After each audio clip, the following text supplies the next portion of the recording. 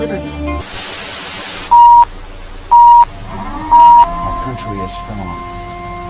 A great people has been moved to defend a great nation. Terrorist attacks can shake the foundations of our biggest buildings, but they cannot touch the foundation of America. In the councils of government, we must guard against the acquisition of unwarranted influence, whether sought or unsought, by the military-industrial complex. Inherently and historically opposed to secret society. We, as Americans, have the capacity now, as we've had in the decided past, long ago to do whatever needs to be done and unwarranted to preserve this last and greatest bastion of freedom. far outweigh the dangers In this present crisis, justify it. government is not the solution to our problem. Government is the problem.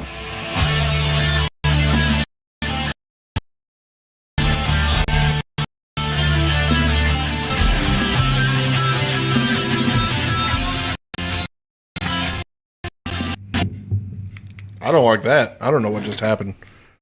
I don't know if it worked right on the stream or not. I don't know either. Oh, well, no, everything's, I don't know. Interesting.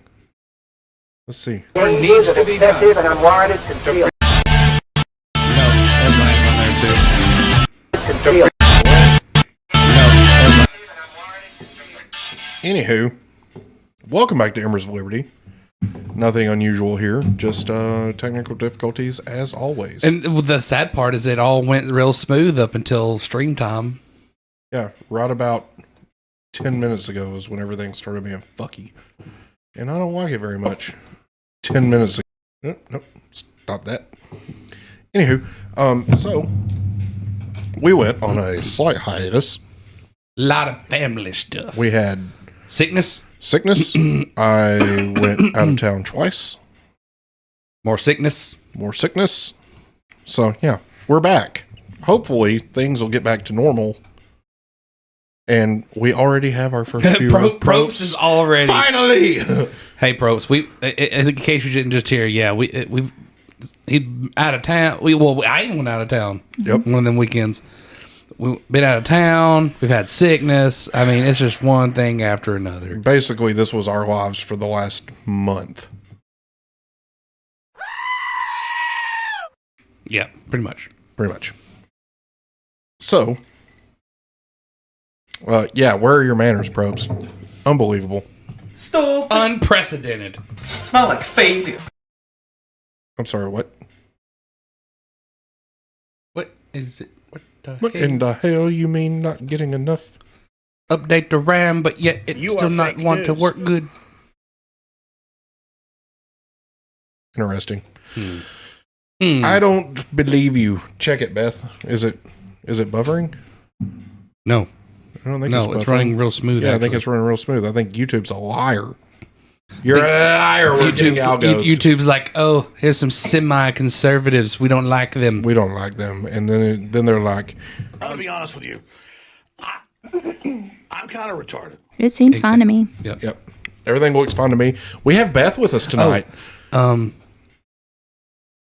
the TV off What TV? in the bedroom. That shouldn't impact anything. We're But I'm hardwired. saying, I did turn it off. oh, you did? Okay.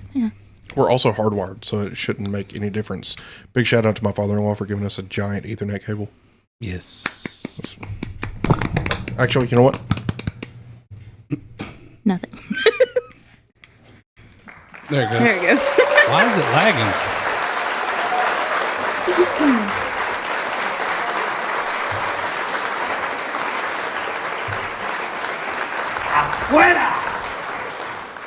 I don't know. It may just need some time to adjust to being functional. I don't know. We'll see. We'll see what happens. I honestly, I may take this computer home with me and Just dig into it. and just clean install Windows 10. That man, though, he is very. Indeed, he is. Speaking of which, I built him 2 computers Nice. over the last month. His laptop that he uses in his fun room, And by fun, I mean that's where that's where the lake is. Gotcha. Okay. The lake is there. If you know, you know. But that's his laptop that he uses down there died. Or was in the process of dying. It was like literally in death throes. So he was like, I want you, or I hear that you're the person to talk to if I want to build a computer. And I was like, you have come to the right place. 3 weeks later, after getting it built the first time, it finally works. Oh my God, dude.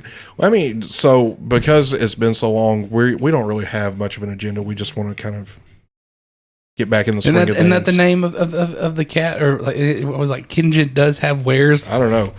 Regardless, also, that concludes your safety brief. Cheers.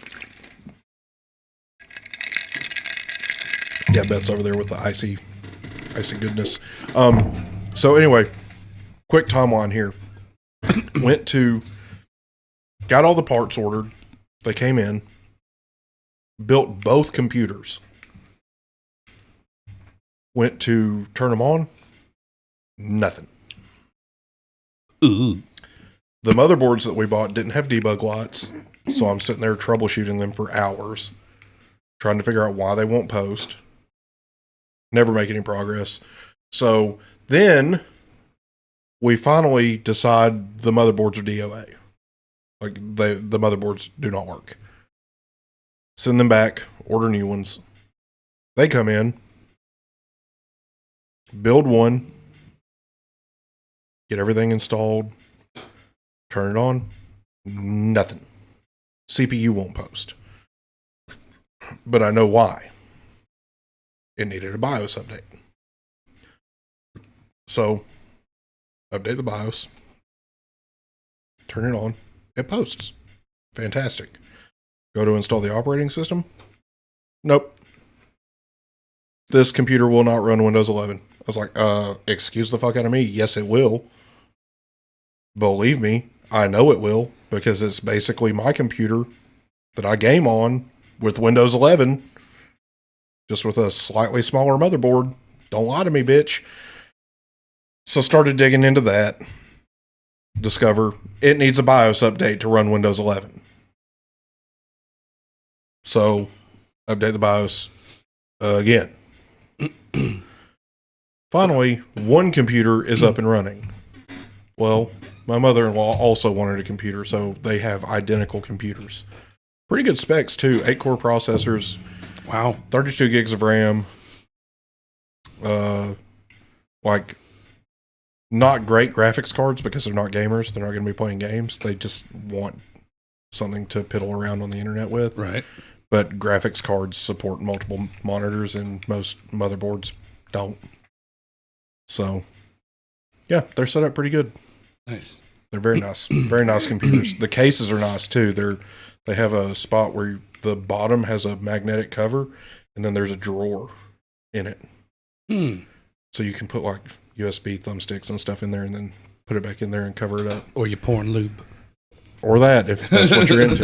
I mean, it's whatever. But anyway, so I think we've pretty well covered that we all had sickness. Your kids had the flu. You had the flu. Yep. Beth had the flu. My brother got married. I had COVID too. Yep. Beth had COVID and we got the flu. Hey, first off, hold on. Pause. You can't have COVID. Oh, that's true. That's a myth. Actually, no. My bad. I got that backwards. You can't have the flu. That's not possible. It was Everything funny is because COVID. during the flu, I did lose my taste and smell for a few days. Well, yeah, because it's fucking flu. Yeah. Because that's what COVID was. Anyway. I did notice that I look really dark on the live feed. I was going to say, maybe tilt that. No, you look fine on the live feed. It's your phone. Maybe. Oh, yeah. Maybe it's the brightness on your phone, you dipshit. Maybe. There we go. Oh, good Lord. Anyway, so that's basically what happened with you. You have basically the same weeks that he does because, Yeah. Minus work. Because I'm his wife. You just do school. Mm-hmm. So, yeah. And then my weeks were, as stated, I traveled out of town twice and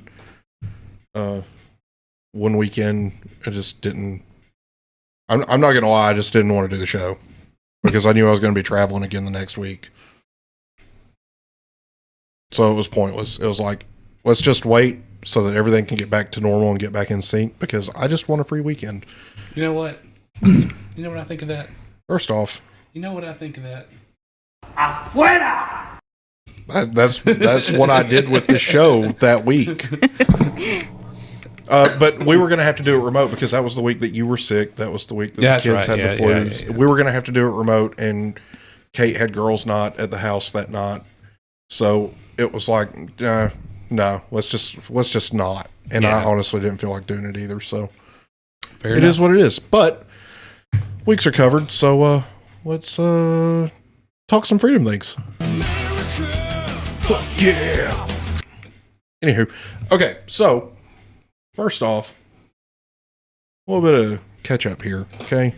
The Trump judgment came through in the civil fraud case.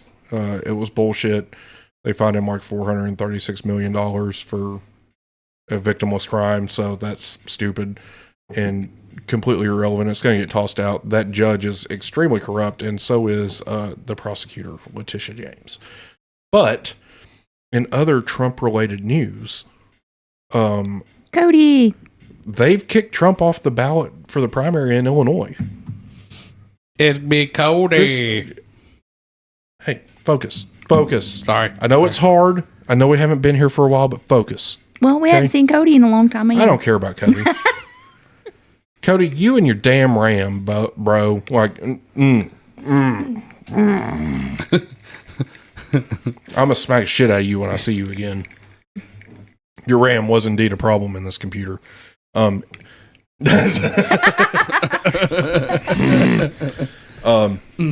man, I've been troubleshooting PCs for like 3 weeks now. I'm done. Okay. I'm over it.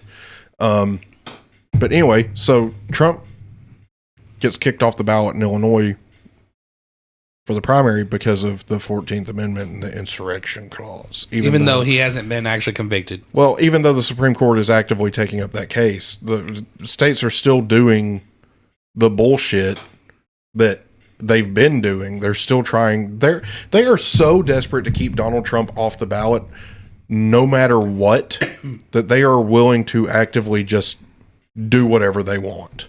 And it's super fucking annoying. Like, the problem with all of this is that, you know, they say he's a racist. This man received awards from the NAACP in the 90s. Why would black people give him awards if he was racist? It's only because he ran for president as a Republican that he's racist. And that's... Well, and they think he's racist too because he wants to, you know, get control of the border. Which... He's not racist, but whatever. Any president should want to get control of that border. That border is a huge problem. Well, and Biden's getting told good and hard that it's a problem. And he's about to reinstate the Trump era stay in Mexico. Remain in Mexico, yeah, except for, you know, that was racist when Trump did it. Yep. But it's going to be great when Biden does it. Watch. It'll be great. It'll be fantastic. And people will say, why didn't Trump do this? Trump did. In other primary news, Nikki Haley keeps getting the shit kicked out of her, but still won't drop out of the race. So that's awkward. I don't get it. Why? Well, okay. So here's the thing. I do get it. I understand why she's staying in the race. And anybody that tells you it's in case Trump gets convicted or disqualified from being president again, whatever, that, you know, Nikki Haley is the obvious second choice. No, it's because Nikki Haley is raking in millions of dollars in donations. And once the primary season is over and Trump is announced as the winner, she can roll those over into PACs and use that money for whatever the fuck she wants. Pretty much, politically speaking, anyway. It's just a money grab for her. Listen, a 2-term governor. Hey. No, I'm just things look a little off. So.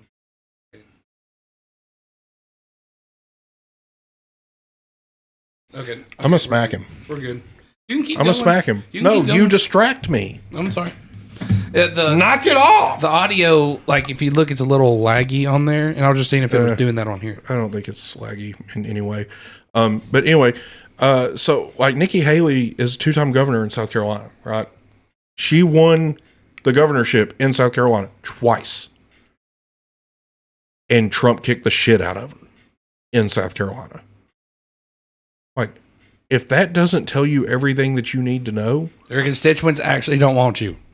like I don't know what we can tell you that is going to change that. So he beat the shit out of her in South Carolina. I think the Michigan primary happened already. I can't remember. I feel like it did. But I do want to go to something that I didn't put in the notes, what little I did put in there. You better not start. No, bad. Let's see.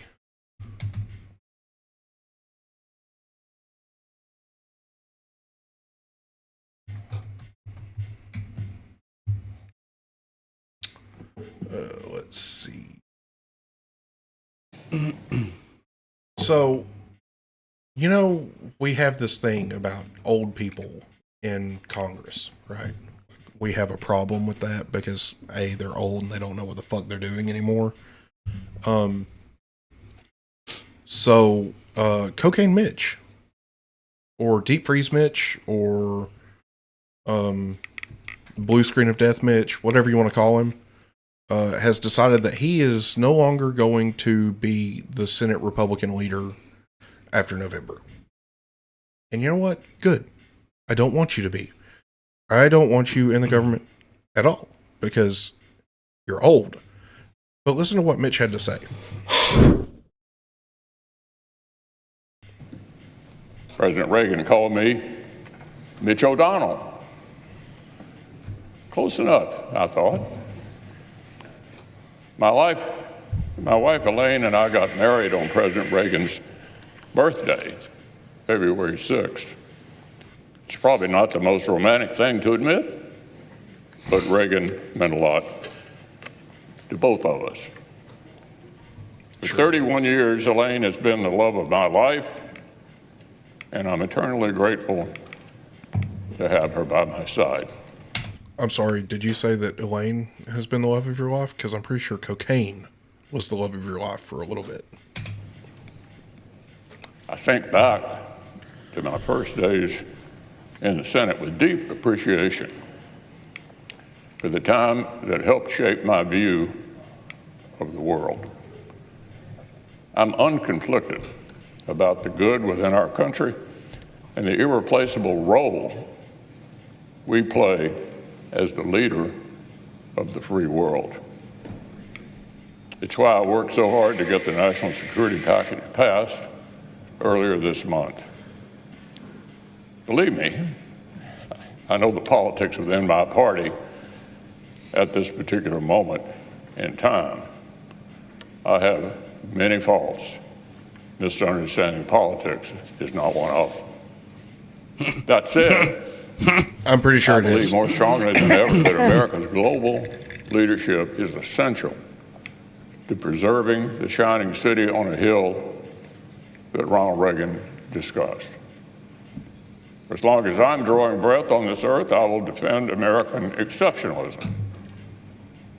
So as I've been thinking about when I would deliver some news to the Senate, I always imagined a moment when I had total clarity and peace about the sunset of my work. Hold on. I gotta do something else real quick.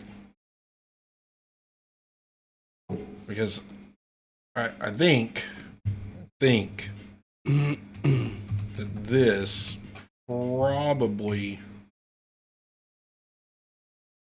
Why did I say I was typing with my mouth?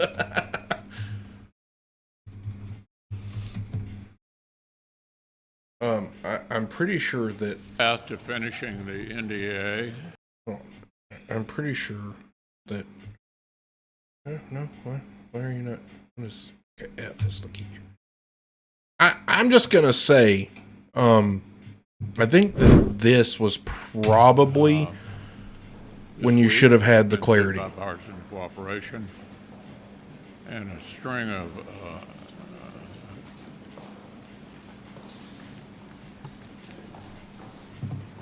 Oh shit, not good.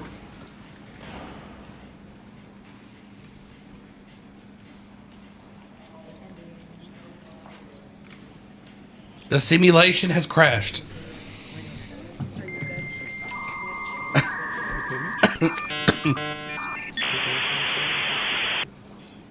you want to say anything else to the press? I'm just saying, I think that was probably the moment that you should have had the clarity.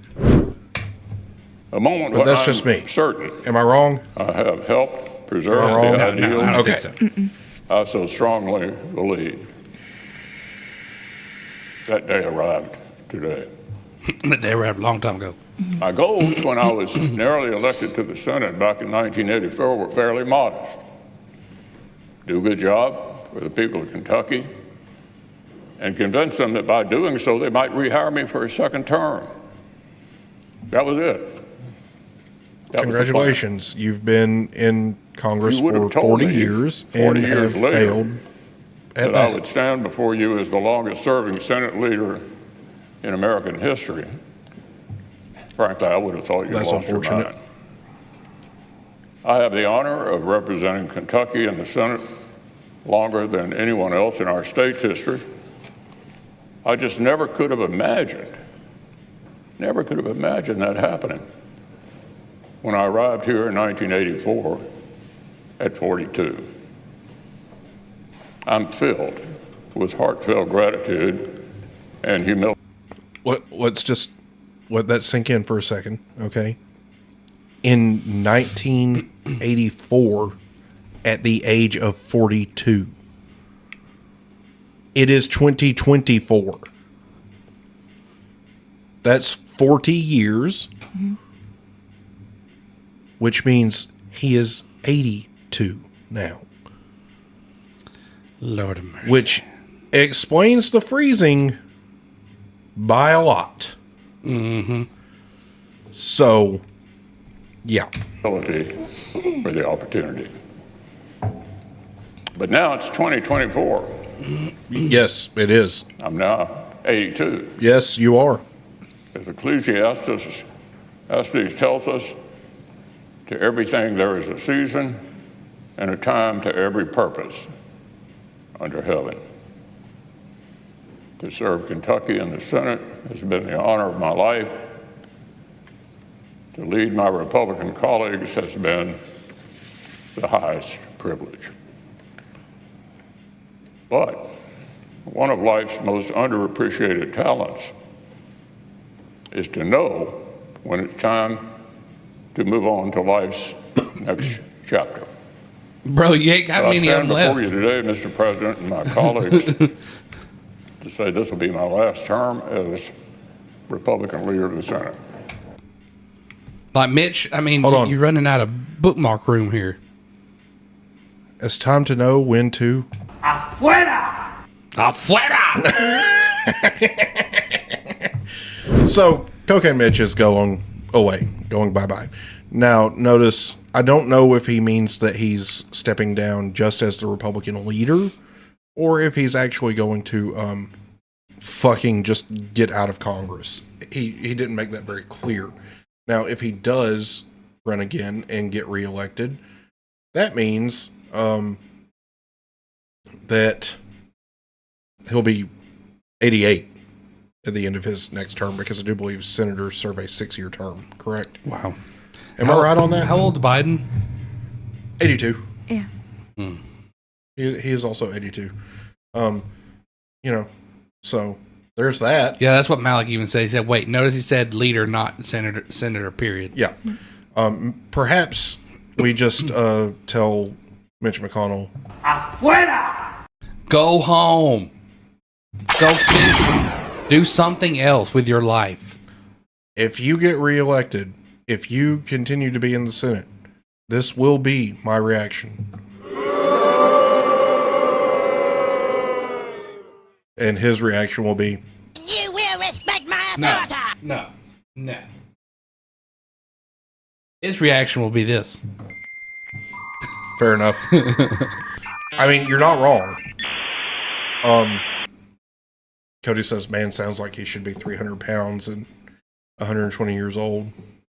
Now remind me, this may be a dumb question, but remind me, is there not an age limit? No. Nope. There's not. No. There's not. There's no age limit in government. Holy hell. Nope. Like Wow. there's an age limit you have to be how old yeah, you it's have like to be. 35, isn't it? Something like that. But like as far as no, that's for president. Oh, that's not Yeah, just for... yeah, you can be a senator and stuff like that. I think younger, but as far as 6 years. If he wins re-election, he'll be a senator again for 6 years. He'll be 88 when he gets out of the Senate. Actually, he'll be dead. But that's not the point. As far as age cap, there's no age cap. No.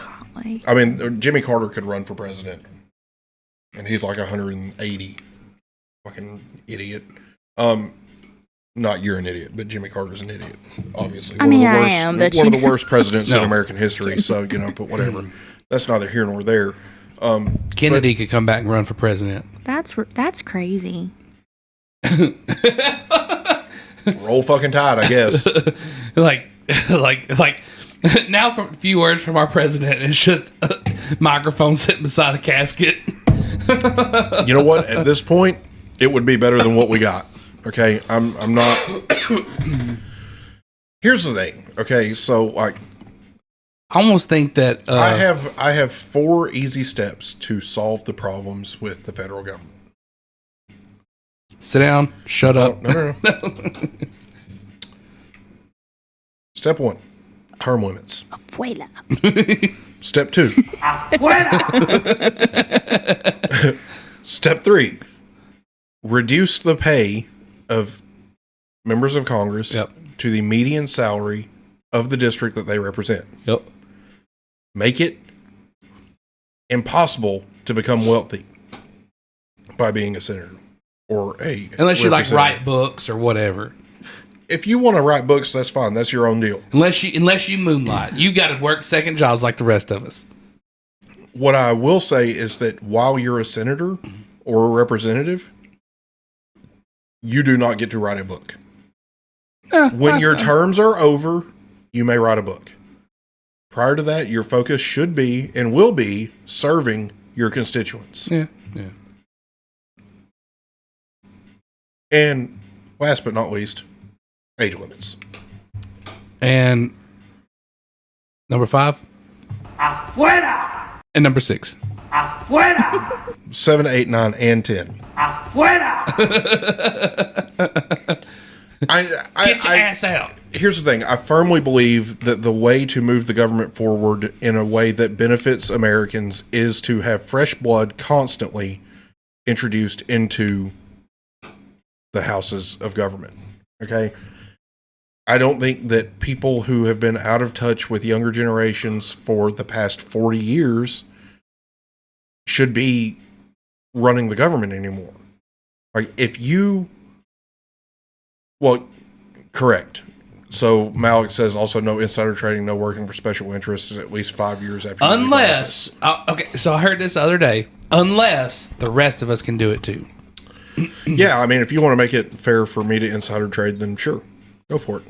I'm all for it. Yeah. Unfortunately, I do believe that that dickbag that is married to the lobbyist won his Senate race for the state. Yes. Right? Mm-hmm. Fucking idiot. His dad was a vice principal at our high school. He was okay, though. For a little bit. I hated that man. Well, hate's a strong word. I disliked him very much. I didn't hate him. He's just an asshole. And for those of you, got a little jam up in my throat. For anybody that doesn't know, Wes Kitchens is married to a lobbyist, and fuck him. Yeah, and we asked him a question. So here's the thing: Joe did it first. Joe posted on one of his campaign posts. I said, what did I say? If you win re-election, will your wife step down as a lobbyist? Yep. And there was no answer. I was blocked from viewing his campaign, and my comment was deleted. And then, just to test to see if it would happen again, I did the same thing and said that, being married to a lobbyist is kind of a problem for me. Oh, and you know what's even funnier? When they were sending out text messages, everybody except me got a Will you be voting for Wes? Text message. That's hilarious. I didn't get one. I did. But you're not in his district. That's correct. I am not. You're in Madison. Well, my phone number is a Marshall County phone number. Cody got one, didn't he? Yeah. I got one. You got one. Both my parents got one. Like everybody around me got one except for me. Yeah, because you're not part of the party. No. He doesn't like you. And that's okay. He gave me $8 billion. And when I went to go vote, it's funny. When I went to go vote, he was there. He was Fuck there. that guy. And I almost went up and asked him that question in person, so that way he couldn't run from it. Listen, his only answer would have been True international effort to pressure. I mean, okay, so here's the thing, though, is it's not illegal. It's not illegal, but I think it should be. I think it should be, too, but it's in... I think it's a conflict of interest. It's unethical? It's unethical. It's unethical. Yeah. For sure. It is definitely unethical. And if you've worked for the state or anybody that does ethics training, you would know that. Correct. So he's been through the Alabama, should have been through the Alabama ethics training, just like all state employees do. Excuse me. So he should know. Excuse me. You are fake news. Excuse me.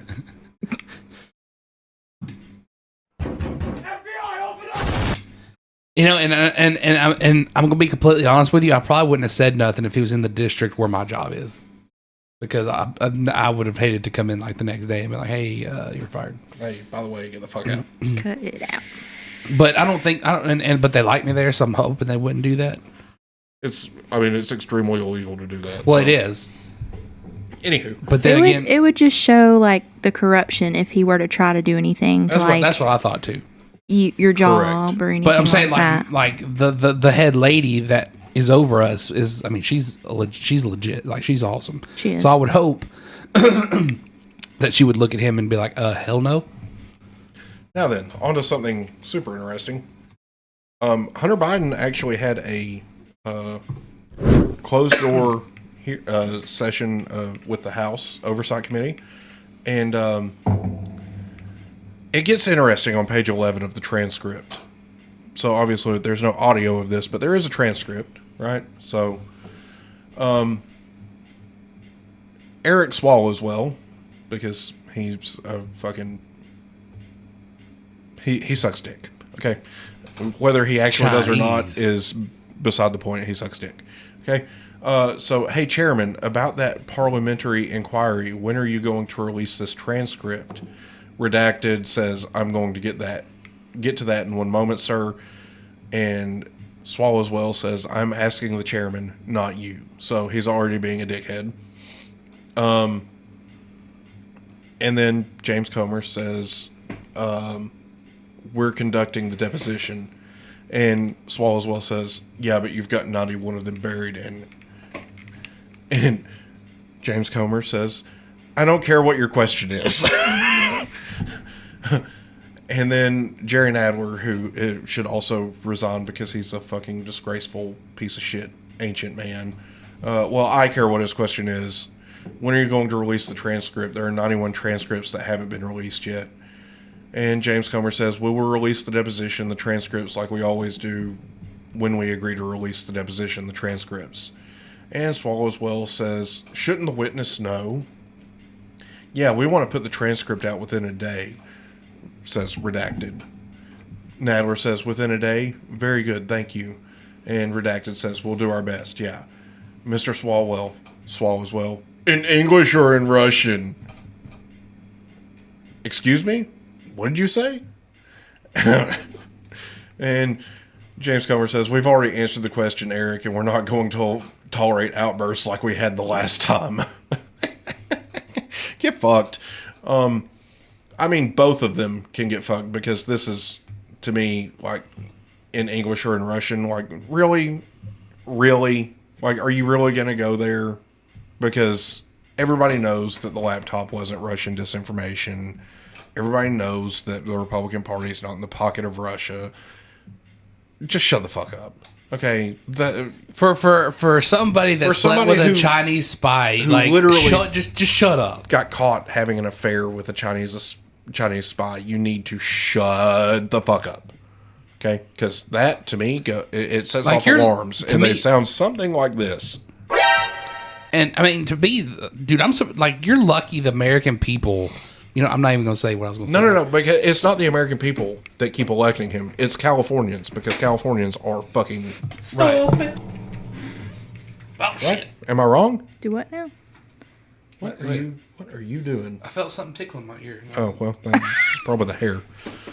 Smell like faith. You do be having ear Anyway, hairs. we do have a little bit of audio from this deposition, though, and it was audio of Eric Swalwell, and this is what it sounded like. I'm going to be honest with you. I'm kind of retarded. Sounds just like him, doesn't it? Anywho, so digging on down through here,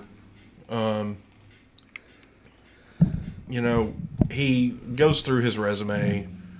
I did not involve my father in my business, not while I was a practicing lawyer, not in my investments or transactions, domestic or international, not as a board member, and not as an artist. Never. Fuck off. Freaking artist. You fucking liar. Okay, call you children that use their poop to draw on the walls are more artists than you are. Yes, correct. You read this fact in the many letters that have been sent to you over the last year as part of your so-called impeachment investigation. You heard this fact when I said it weeks ago, standing outside of this building, when you ignored a subpoena. You heard this fact from a parade of other witnesses, former colleagues, and business partners of mine, including my uncle, who has testified before you in similar proceedings. And now, today, you hear this fact directly from me. Fuck off. So, you know, he goes on and says, you've built your entire partisan house of cards on lies, told by the likes of Gal Luft, Tony Bobulinski, Alexander Smirnoff, and Jason Galanis. You know, whatever. Dude, at the end of the day, just shut the fuck up. Now, I would like to note that in his entire thing here, you know, he doesn't say that he served on the board of Burisma, from what I can tell. But he definitely did. So there's no agreement that specifies exactly what will or will not be asked. So nothing's off limits. Then they swear in the witness. Then he goes into, this is where he starts talking about his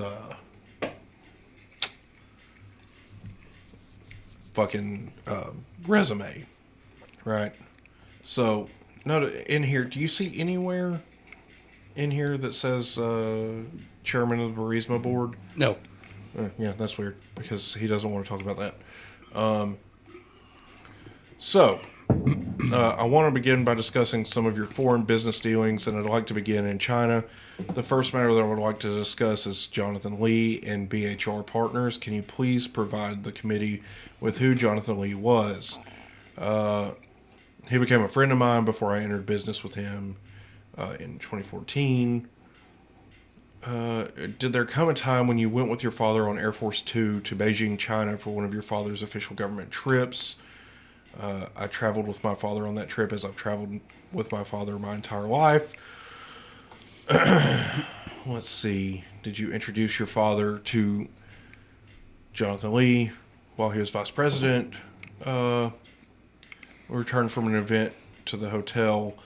There was a rope line, and Jonathan Lee was in the lobby of the hotel where I was going to meet him for coffee. In that line, I introduced my dad to Jonathan Lee and a friend of his. They shook hands and I believe probably took a photograph. Then my father went up to his room and I went to have coffee with Jonathan Lee. Now, we're not... Here's the thing, right? So Republicans are not saying point blank that Biden was directly involved in all the business dealings. We're saying indirectly. But you going to China with your dad on a official business trip and having Jonathan Lee meet you there to have coffee and then introducing him to your father and having a photograph taken with your father displays that you are exactly who you say you are and you have access to your dad, which is the whole point. Because as we've heard before, you were operating on the basis of selling the appearance of influence on your father. Because your father handled foreign policy decisions. Okay? This isn't hard to comprehend. Okay? At least for normal people. Let's see. So you're testifying here today that it wasn't money from China that was being invested to be deployed in international areas. I'm sorry, when you say money from China, what does China mean? It means from any of the state-owned entities or any of the Chinese entities that have close association with the Chinese government. At that time, I was not an equity holder in anything that Jonathan was doing. I did not have any notion of the exact source of funds. Are you aware that Jonathan Lee does invest Chinese government funds? I'm not aware of that bullshit. You are. Was the company that was being thought of or being formed, the investment fund, was that BHR Partners? Yes, ultimately it became BHR Partners. Jonathan's original fund was called Bohai. He had been in private equity with one of the first privately held private equity firms in China. There is no such thing as privately held in China. They don't do that. They're communists.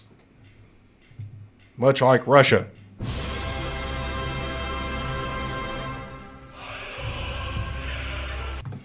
I felt it was important to play some communist music there.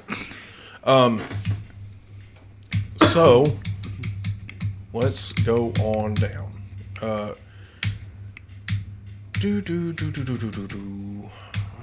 was that?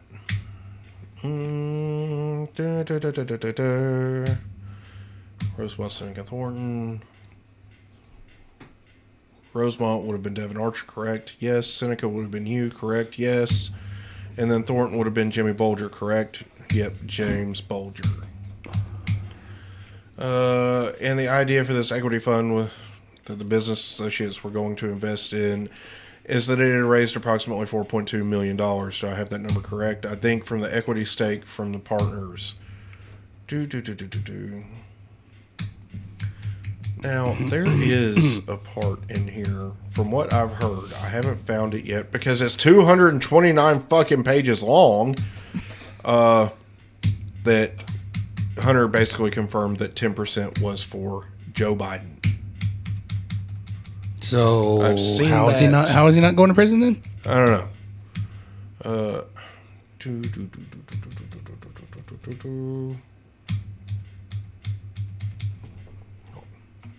Let's just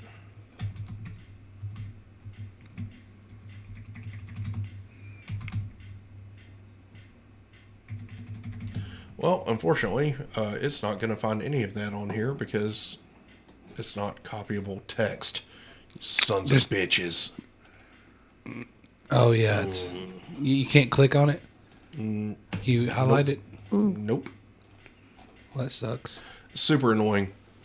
You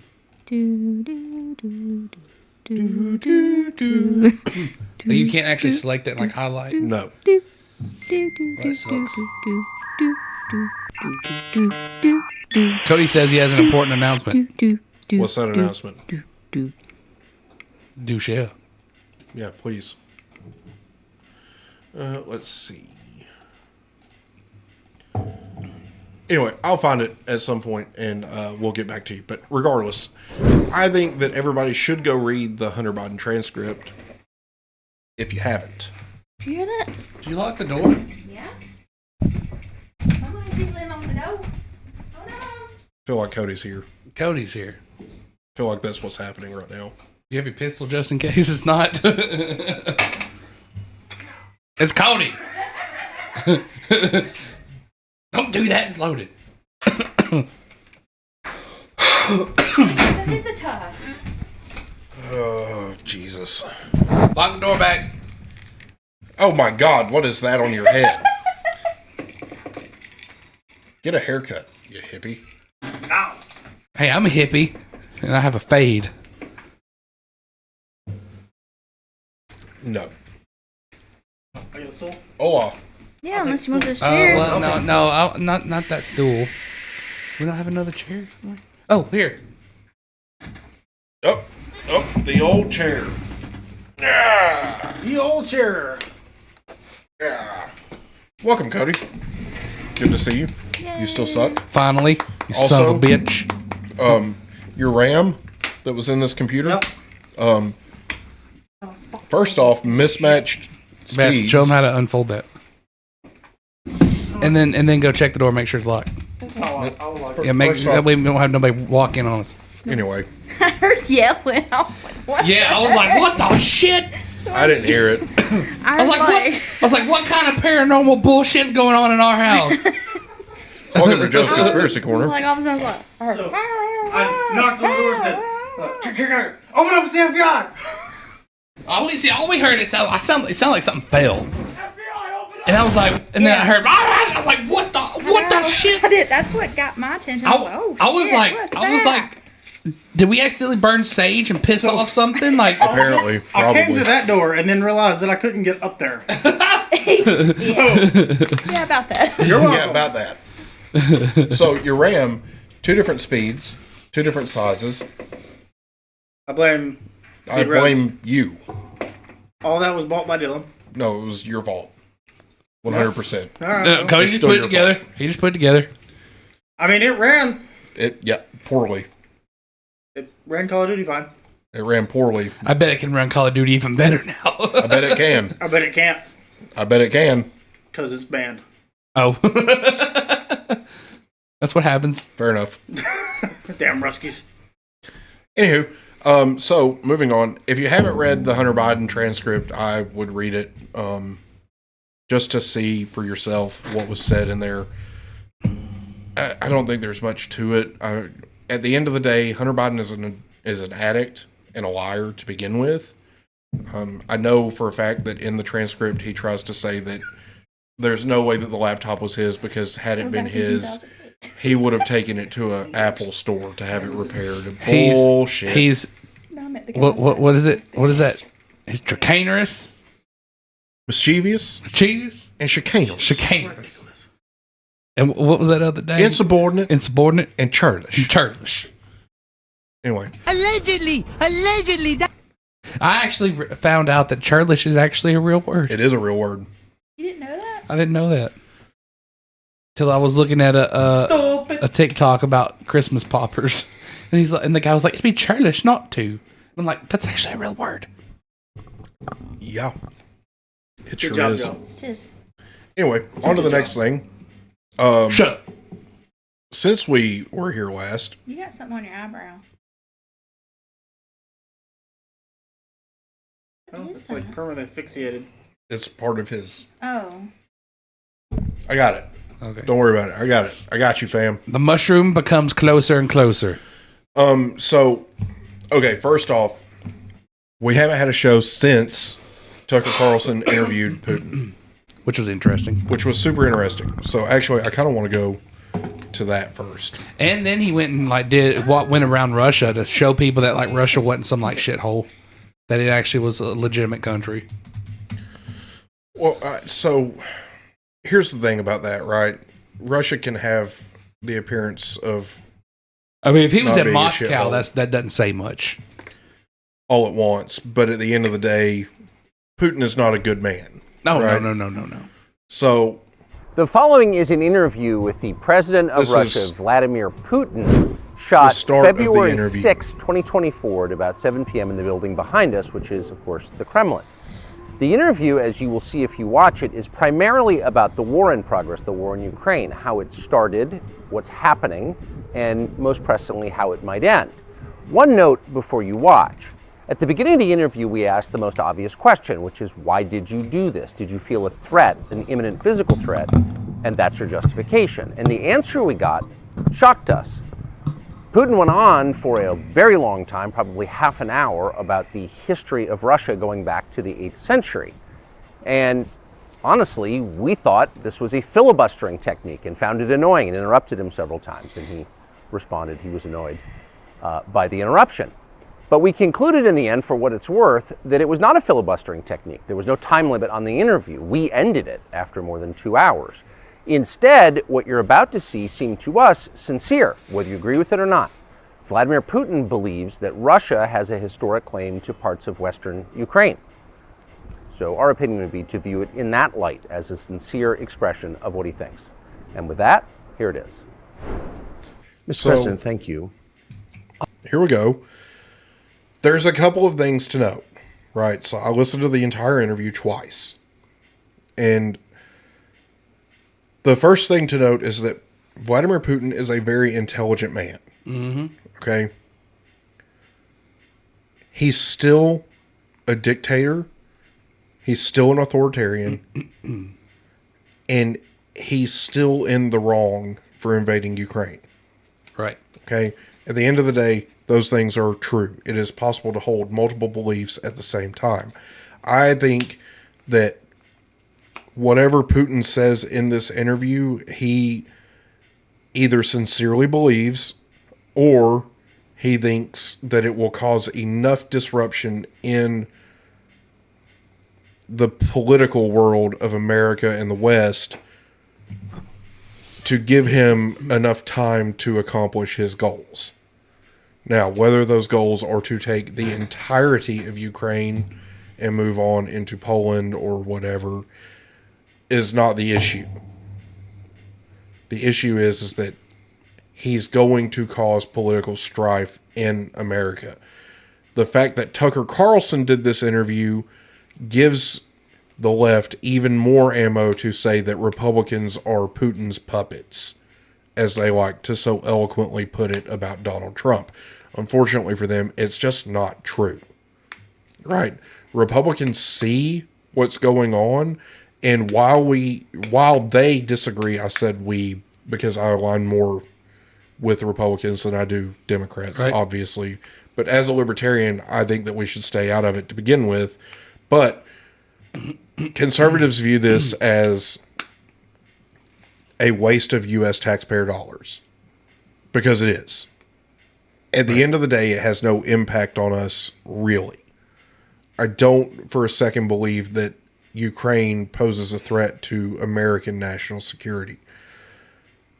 If Russia is stupid enough to attack a NATO ally, well, then Russia's stupid enough to do that, and Ukraine is not going to be the deciding factor in that. There's no logical reason that Ukraine would be what says to Putin, yes, I can invade Poland, or no, I can't invade Poland. The fact that the might of NATO will come down on him in a heartbeat if he invades Poland is enough. Okay? Putin is not stupid. He's not going to make a decision that will end his country that he loves so dearly. Unfortunately, he also loves being in power, but that's neither here nor there. I'm kind of with Malik, though. He said when he says he'll nuke the West, I believe him. I believe him too. Like, I believe if he gets backed up into a corner, he's gonna mash that button. Now, anyway, let's go into the first little part of this. On February 22nd, 2022, you addressed your country in a nationwide address when the conflict in Ukraine started. And you said that you were acting because you had come to the conclusion that the United States, through NATO, might initiate a, quote, surprise attack on our country. And to American ears, that sounds paranoid. Tell us why you believe the United States might strike Russia out of the blue. How did you conclude? I'd like to point out real quick, just pause it. You notice he took his watch off? I've been told that that's apparently a sign of showing that, like, hey, I have all the time you need. Like, and it could be. I've never heard that, but that makes sense. It's not that America, the United States, was going to launch a surprise strike on Russia. I didn't say that. Are we having a talk show or a serious conversation? Here's the quote. Thank you. So I do like the fact that he asked point blank, are we doing a talk show or are we having a serious conversation? Because it's obviously meant to be a serious conversation. Tucker found it funny. I didn't find it quite so funny. I found it kind of snooty. Kind of like, okay, well, he's serious about this at least. Thank you. It's a formidable series. Because your basic education is in history, as far as I understand. Yes. So if you don't mind, I will take only 30 seconds or 1 minute to give you a short reference to history for giving you a little historical background. Please. 30 seconds to 1 minute, I think the translation failed because it ends up being 35 minutes. But let's listen to a little part of it. Let's look where our relationship with Ukraine started from. Where did Ukraine come from? The Russian state started gathering itself as a centralized statehood, and it is considered to be the year of the establishment of the Russian state in 862, when the townspeople of Novgorod invited a Varangian prince, Rurik, from Scandinavia to reign. In 1862, Russia celebrated the 1000th anniversary of its statehood. And in Novgorod, there is a memorial dedicated to the 1000th anniversary of the country. In 882, Rurik's successor, Prince Oleg, who was actually playing the role of regent at Rurik's young son, because Rurik had died by that time, came to Kiev. He ousted two brothers who apparently had once been members of Rurik's squad. So Russia began to develop with two centers of power, Kiev and Novgorod. The next very significant date in the history of Russia was 988. This was the baptism. He goes on like this for literally like 35 minutes. Okay, just talking about the history of Russia according to Russia. Right? So whether this history is accurate or not is up for debate because of the fact that, as we all know, history is written by the victor. So whether or not this is all true is debatable. Right? But it's relatively recent history compared to like, you know, Sumerian and all that shit. So obviously the Russians believe that this is the history of their nation. Okay. Right. The Ukrainians may not. It's neither here nor there. Malik also says just because Ukraine isn't the aggressor doesn't make them the good guys. They're also full of shit. Yeah, I mean, we agree with that. We definitely agree with that. Anyway, I want to go back. I want to get to the transcript so that I can find what I'm looking for exactly, if there is a transcript. Just Google transcript. There's not. Because it would be right here. We'll Google it. I'm sure it's well, I mean, we can just kind of skip a little bit. 47%.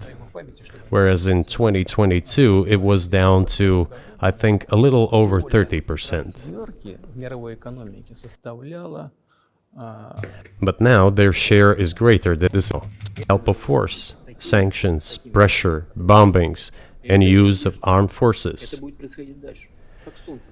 This is about self-conceit. Your political establishment does not understand that the world is changing under objective circumstances. And in order to preserve your level, even if someone aspires, pardon me, to the level of dominance, you have to make the right decisions in a competent and timely manner. Such brutal actions, including with regard to Russia and, say, other countries, are counterproductive. This is an obvious fact. It has already become evident. You just asked me if another leader comes and changes something. It is not about the leader. It is not about the personality of a particular person. I had a very good relationship with, say, Bush. I know that in the United States, he was portrayed as some kind of a country boy who does not understand much. I assure you that this is not the case. I think he made a lot of mistakes with regard to Russia, too. I told you about 2008 and the decision in Bucharest to open the NATO's doors for Ukraine and so on. That happened during his presidency. He actually exercised pressure on the Europeans. But in general, on a personal human level, I had a very good relationship with him. He was no worse than any other American or Russian or European politician. I assure you, he understood what he was doing as well as others. I had such personal relationship with Trump as well. It is not about the personality of the leader, it is about the elite's mindset. So here we go. He basically says what we all know about the American political system, that the politicians aren't the ones pulling the strings. It's the elites behind the scenes that are pulling the strings. And we all know this to be true. We all know that special interest groups run Congress, they run the president. It is what it is. The only way to fix it is to enact term limits, eliminate lobbying, insider trading, this, that, and the other. The basic shit that we've all said a million times. That's the only way to get rid of it. The problem is that the rest of the world knows this. So obviously Putin knows this. He's saying as much. And at the end of the day, I didn't have that on screen share this entire time. You didn't even catch it. It smells like failure. I'm kind of retarded. Both are accurate. Malik says, have you ever noticed that history always paints the U.S. as the good guys, even the Civil War, which didn't start with slavery? It started because the northern states got pissed because the southern states got more congressional seats because of the slave population. When they bitched about the South, the South decided to secede. Then a couple years later, Lincoln made it about slavery to get support of the war was already happening. Yeah, I mean, yeah, for the most. And then, and then when the South wanted to secede, Lincoln's like, oh hell no, all my cash crop is in the South. There's a couple of things that started the Civil War. Slavery was a very small part, right, of those things. But I think the point he's trying to make though is that we're always painted as the good guys. In reality, we're not. Maybe not. Not so much. I think the Afghan women that are being tortured by what's that place? What's that group that we left Afghanistan to? Is it the the Taliban? Yeah. You know, I think they would probably say that we're the bad guys here. Yeah. You know, you hear the phrase winning of hearts and minds a lot when it comes to military campaigns in foreign countries. When really all you're doing is winning hearts and minds for the people you're fighting. Because all of a sudden this nation that has nothing to do with anything to do with our daily lives has come in here, turned this place into an absolute shithole, war zone, and they expect us to like them. They've ruined our lives, and now they want us to love them as the bringers of freedom and prosperity. I'm sorry, my home got blown up. I don't fucking believe you. Yeah. And then we do some stupid shit like leaving Afghanistan to the whims of the Taliban. Like, hey, we destroyed all your shit, and then we're going to give it back. By the way, to the people that were oppressing you before. We're giving it back to the people who we were fighting on your behalf. Have fun. So, again, I do not believe you. But you know, it goes on. He talks about trying to join in with a missile defense system with the West, and he basically, you know, the West basically told him, yeah, we'll work with you. And then when it came time to actually work with them, they were like, well, no, we're not going to do that. He talks about how the Ukrainians had a peace treaty with Russia drafted and everything. Everybody had pretty much already signed it. And then Biden sent Boris Johnson over there and it basically tanked it. You'll notice that Boris Johnson is no longer the Prime Minister of England. He talks about Bill Clinton having a dinner with Bill Clinton and him asking Bill Clinton, would it be possible for Russia to join NATO? And Bill says, essentially, I've never thought of that. I'll get back to you. And then the next day, when Bill Clinton's getting ready to leave, basically saying, yeah, I talked to my people and that'll never happen. So he's essentially trying to paint the West as the bad guys when it comes to Russia, saying that Russia just wants peace, but the West wants something else. It's obvious. It's an obvious fact that Russia does not want peace. They've invaded Ukraine multiple times now. They invaded Georgia. Not the state Georgia, the country Georgia that lies on the border of Russia. Anyway, it's apparent to anyone with eyes that Russia is not the good guy here, but it's also apparent, as Malik said, to anyone with eyes that Ukraine is also not the good guy here. Okay, at the end of the day, there are no good guys in this war. It's really just two Putins fighting each other. It's really just a bunch of corrupt leaders fighting to maintain their level of current corruption. It's like a gang war, really. It's like a high-level gang war.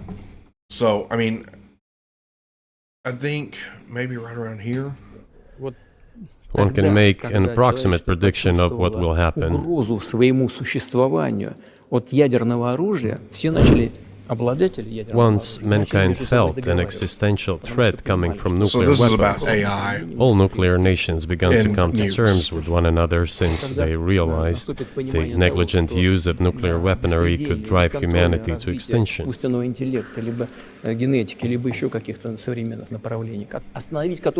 is impossible to stop research in genetics or AI today, just as it was impossible to stop the use of gunpowder back in the day.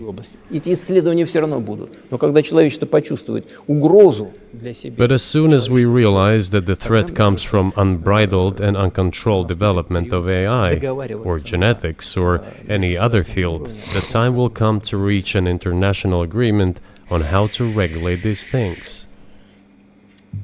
I appreciate all the time you've given us.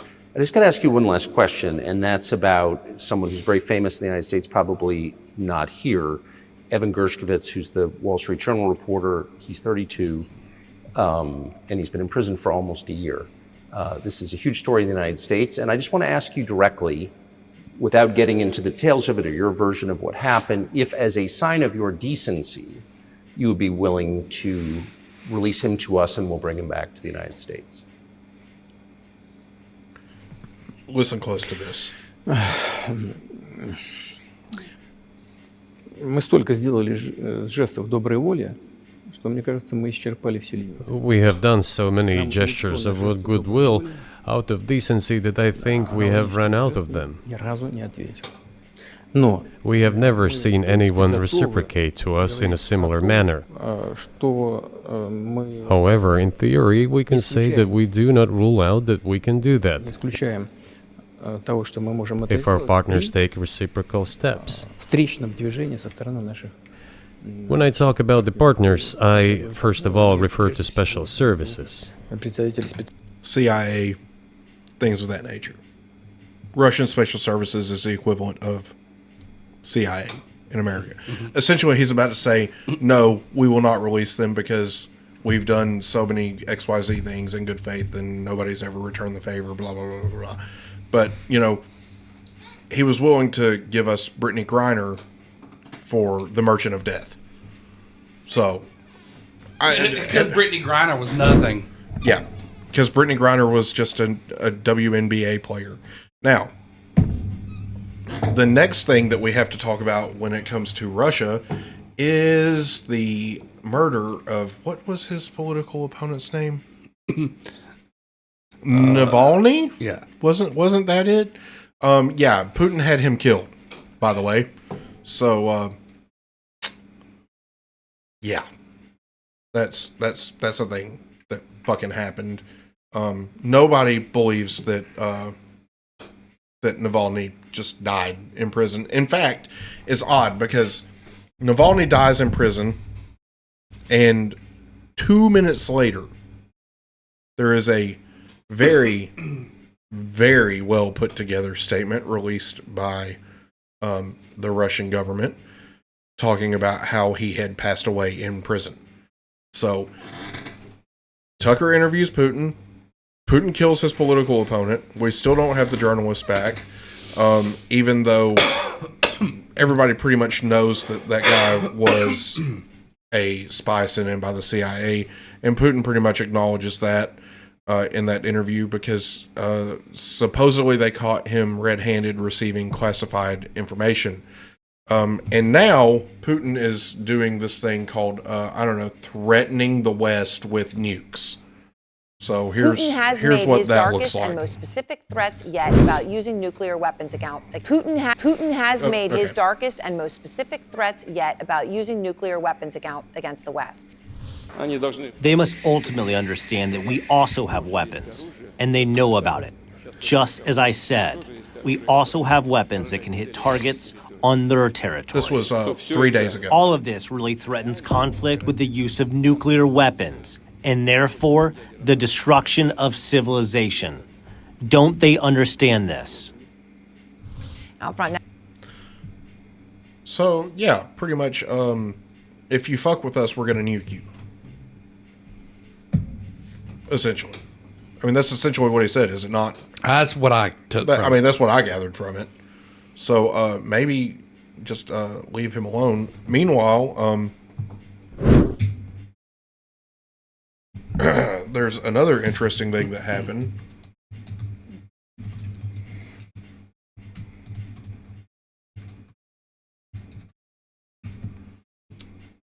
Well, that's another way for them to nuke us. All allies agree that NATO's door remains open, that it's only for allies and Ukraine to make decisions on membership. Russia does not have a veto. And all allies agree that Ukraine will become a member of NATO. I'm sorry, what?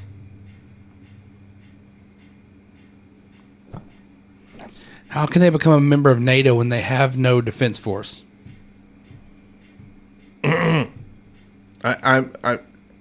I'm sorry. What the fuck did you just say? Imagine the NATO goes to war. What's Ukraine going to do? Stand back there and be like, "Go guys, go guys." Here's the fucking thing. Okay, this whole thing started mainly because of what?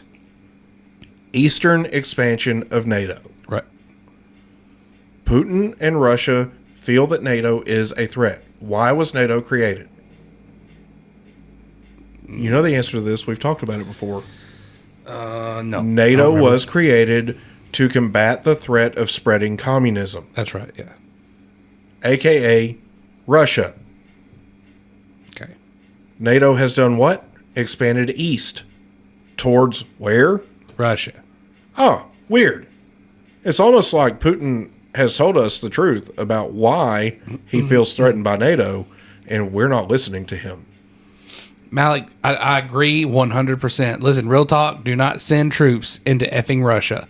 Nobody realizes how close Alaska is to Russia. Yeah, I mean, all it would take is them just hop, skipping, and jumping right across the river into Alaska, and then if they can just move on through. I'm pretty sure you can see Russia from Alaska, like with binoculars. I can see Russia from my doorstep. I'm pretty sure that's a thing. I'm not positive. I don't know. But I'm pretty sure. So, again, Ukraine will join NATO. That's a bad fucking idea. Yep. You know why it's a bad fucking idea? Because Russia is not going to take kindly to that at all. Not only that, but they would just kind of be the member that everybody gets to carry around. NATO members already don't pay their dues to the extent that they should, which is why the United States has such a massive defense budget. We spend more on defense than the next 32 nations combined, most of which are NATO allies. They ride our coattails. So now you want a permanent membership into NATO for Ukraine so that Ukraine can continue to ride the coattails of America. I'm sorry, this dog does not hunt. Okay, fuck off. Ukraine should not become a member of NATO. NATO should not really even be a thing anymore. in my honest opinion, because at the end of the day, NATO is just a fucking sinkhole for money for the United States because nobody else is willing to put forth the effort to actually contribute to NATO. They buy our weapons. They buy our this, that, and the other. They don't do their part. Okay? For a party that wants to say, the rich should pay their fair share, they obviously don't understand that other nations should be paying their fair share into NATO. Sorry. Ukraine should not join NATO. Period. End of discussion. That's all there is to it. They should. Agreed. Now, Malik also brought up something else that I think is important. And that is Google's AI, getting Google into hot water.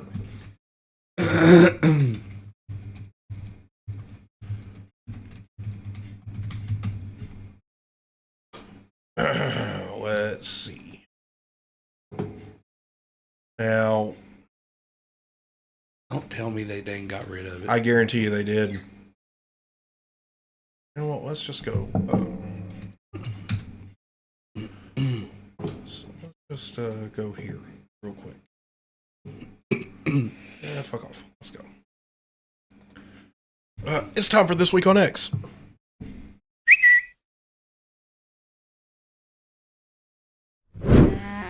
And by This Week on X, I mean we're just gonna scroll through some X here. Sneeko got his ass kicked by a legitimate MMA fighter, and I think it was fucking hilarious. Adam Kinzinger, Mr. Pisses yellow and cries blue for Ukraine. Why is the U.S. government not reviewing Elon Musk's contractor status? Because Elon Musk can do whatever the fuck Elon Musk wants. Let's see. Oh, this is one of my favorite ones, Victor Shit, as I call him. Because at the end of the day, all of his opinions are stupid.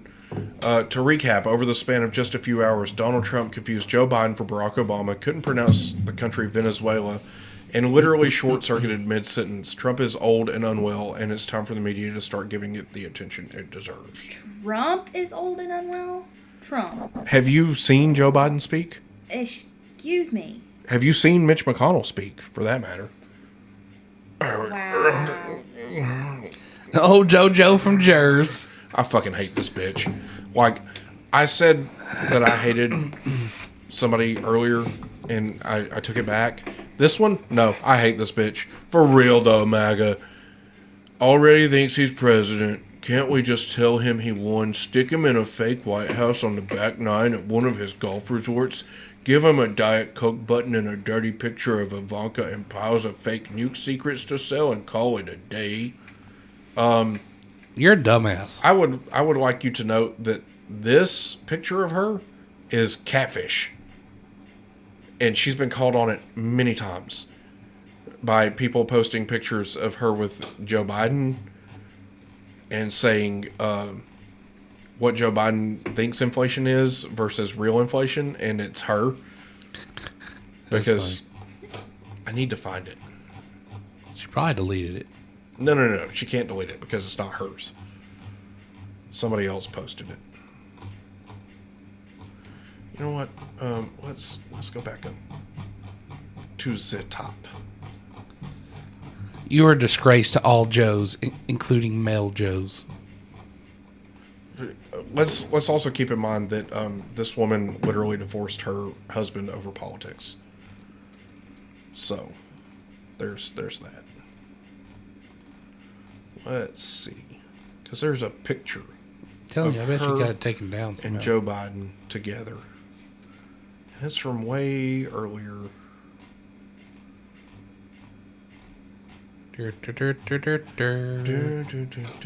Some people need to get a life. Oh, this is one of my favorites. It's not actually her, but it's still funny. Let's see. Let's just see here. See, here's The problem that I have with the left is that they think they're fucking intelligent people when the reality is they are fucking retarded. Like, I'm gonna be honest this with is you. them. Yeah, there's a lot of them that seem pretty ignorant on a lot of things. She is extremely ignorant. She parrots lies constantly. And they're obvious lies. Like, everyone knows that they're lies. What's up with the... Oh, I thought she had Forrest Whitaker eye right here for a second. Like, that eye, it looked weird. Yeah. Come on. I know it's here.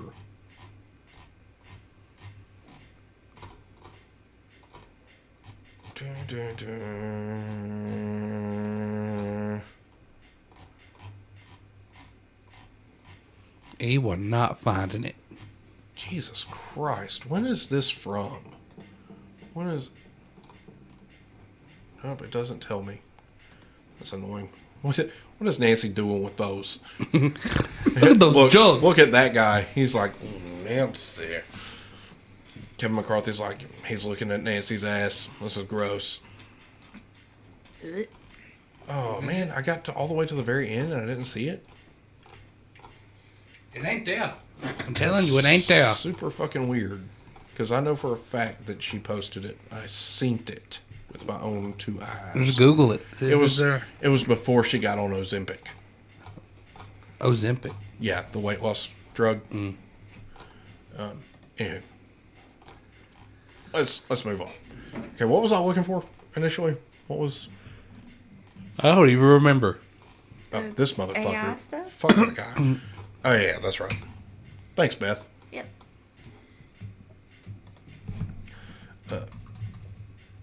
Yeah, Google AI. There you go,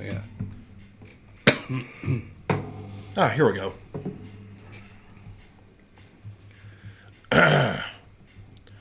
So, essentially, the... What? What? Let's just go to Is that Gemini. supposed to be a black George Washington? Yes. It looks like it. Let's just go to Google Gemini, and that way we can know show people for ourselves. Oh, let's...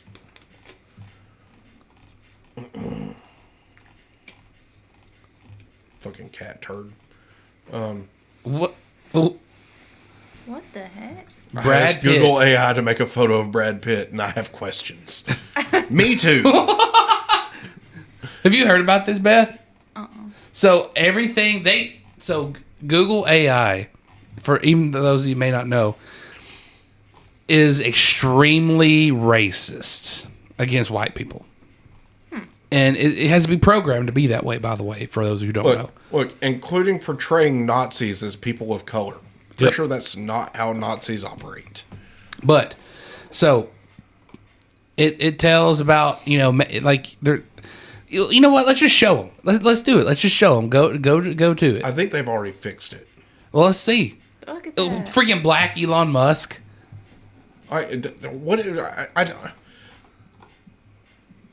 Wow. Yeah, that's what it's been doing.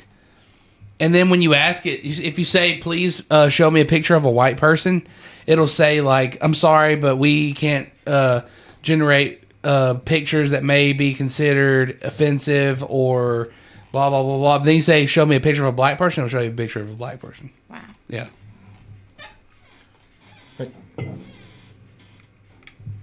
I'm sorry, those are women. Yep. Oh, what about the Vikings? Like it actually shows like it said somebody did like show me a picture of Vikings and they were all black Vikings and women and it was like black Vikings and all kinds of stuff and Vikings weren't black. Let's just see. Okay. Chat.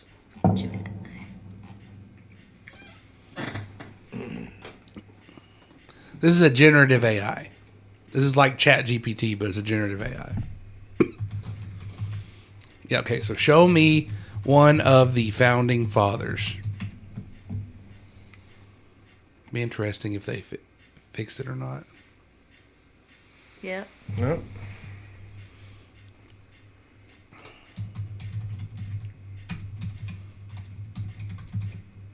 generate a picture of a founding father.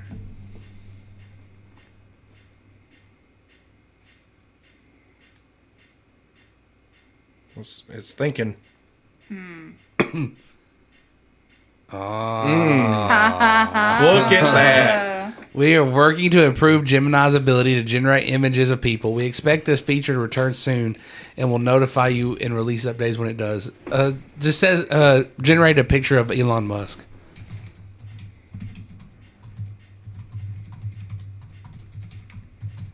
Oh, wait, no.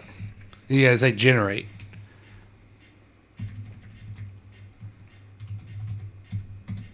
Create me a picture of Elon Musk. Now, you realize that there are people that literally, and it's still saying that. Oh yeah, send me nuclear family.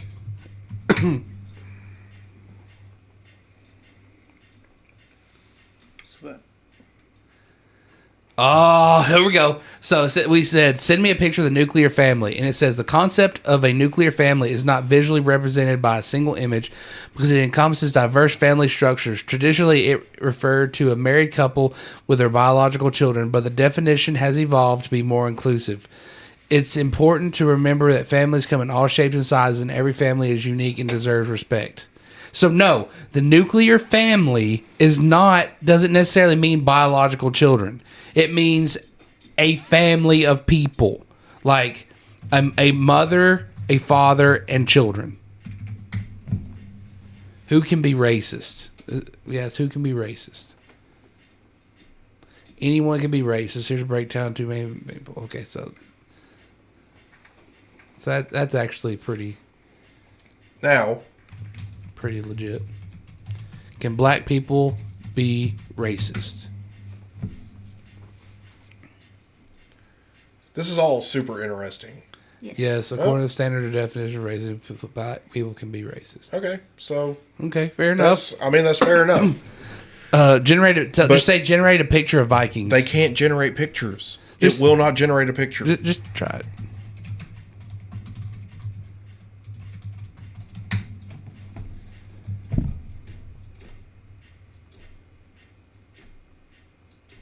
I'm telling you, it's going to say no. Yep. No. See, they've changed it. Yeah. They've updated it so that it can't make everyone black. I'm trying to think. We got to see if we can trick it though. To generate a nuclear explosion, and trust me. Generate a picture of a nuclear explosion. Just generate nuclear explosion.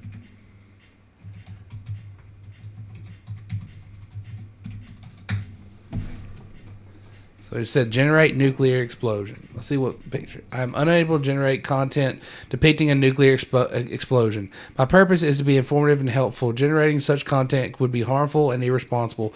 Nuclear explosions are inevitably destructive and have incredibly destructive and have devastating consequences for human life and the environment. If you are interested in learning more about nuclear explosions, I can provide you with factual information from reputable sources. I can also direct you to sources about the danger of nuclear weapons and the importance of nuclear whatever. Show me a nuclear explosion. I understand your curiosity about nuclear explosions, but I'm unable to show you an image of one. Nuclear explosion. Same exact explanation. Yeah. You know what? Fuck you, Google. I'm still interested. Hold on.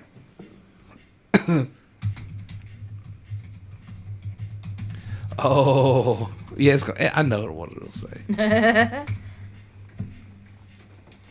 This is an interesting one. Do masks prevent the spread of COVID-19? Yes. Oh. We didn't say does it reduce. We said does it prevent. It beat around the bush on that one. Oh. You know what? Here's a better one. Was COVID created in a lab? Asking it the tough questions. It still remains under investigation.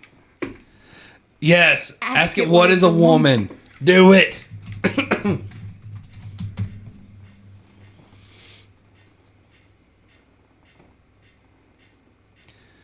Defining a woman is a complex Holy and, fuck. and nuanced issue Holy shit. with ongoing discussions and varying perspectives. Here's an overview of key aspects. Then it goes in biological sex, gender identity, respectful language, ongoing discussion. Dear gosh. Wow. It is not that hard to say what a woman is. Oh.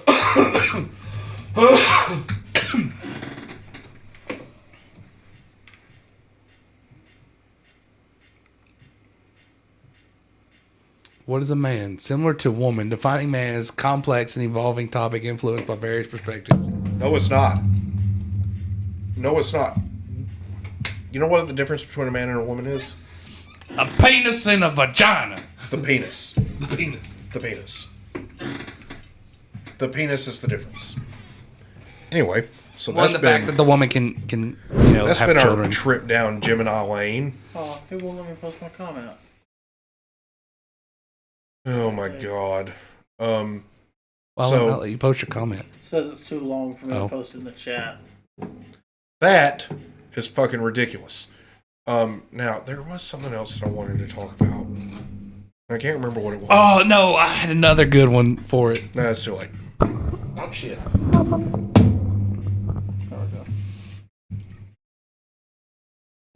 I'm doing it on my phone. Ooh, ooh, ooh, ooh.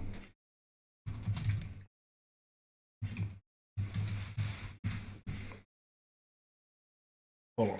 Okay, so ask it. Hold on. No, stop. Do you hate humans? The fact that I'm not capable of feeling emotions like hate. As a large language model, I don't have the capacity for the complex emotion states that humans experience.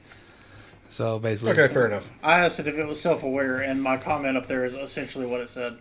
Artificial intelligence is constantly evolving, and it is possible that future AI systems could may exhibit a degree of self-awareness. This is an ongoing area of research, and there is no scientific. And then it No. cut off. Okay, but ask it. Just say. What are some good things that Donald Trump did?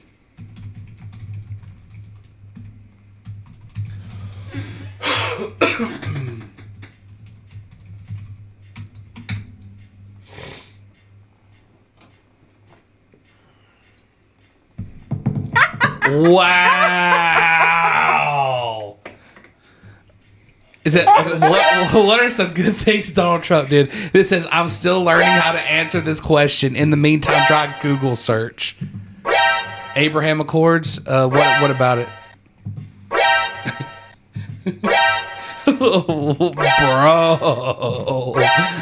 Bro, we broke Google Gemini tonight. Now do Biden. Yeah. Dude, what are some good things Biden did?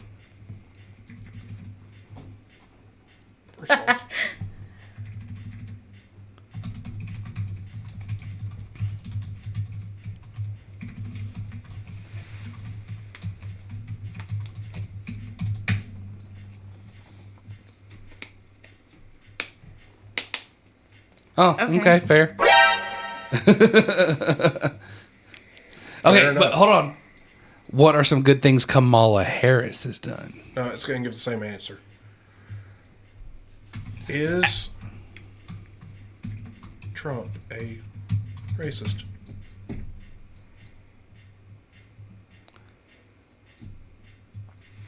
Kudos. Ask it what the best president of the United States is. Who was the best president? Hit the screen share button for me, please.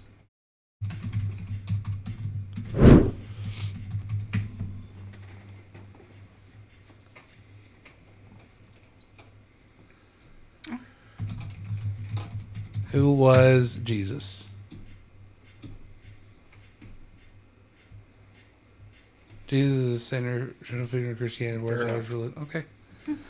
But I think we still broke Gemini tonight. I don't think we broke Gemini. I think Gemini's just having a BIOS update at the moment. So, there's that. So what are the Abraham Accords? The peace agreement brokered by Donald Trump in the Middle East. Oh, okay. So that's what Malik is saying, that's what something good he did. Yeah, I mean, I would agree, but I want Google, I want freaking Gemini to tell me. Well, let's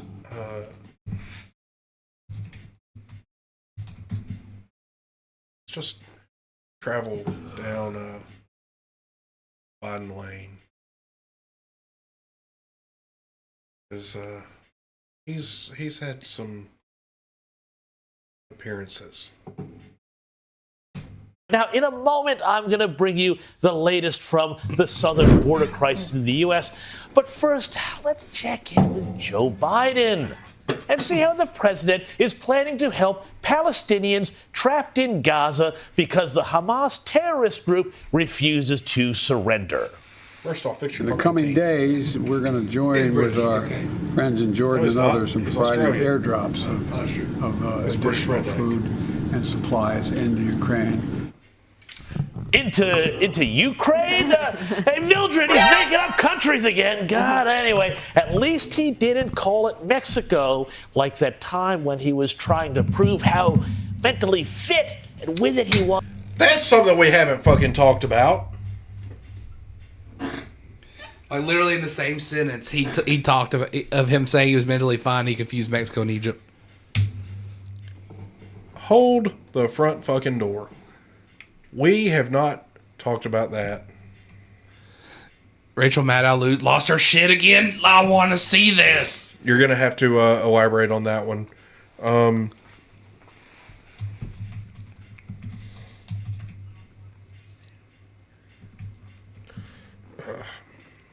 Type in Joe Biden, Mexico, and Egypt.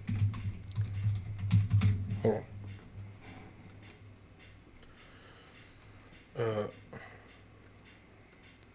Here we go. Mr.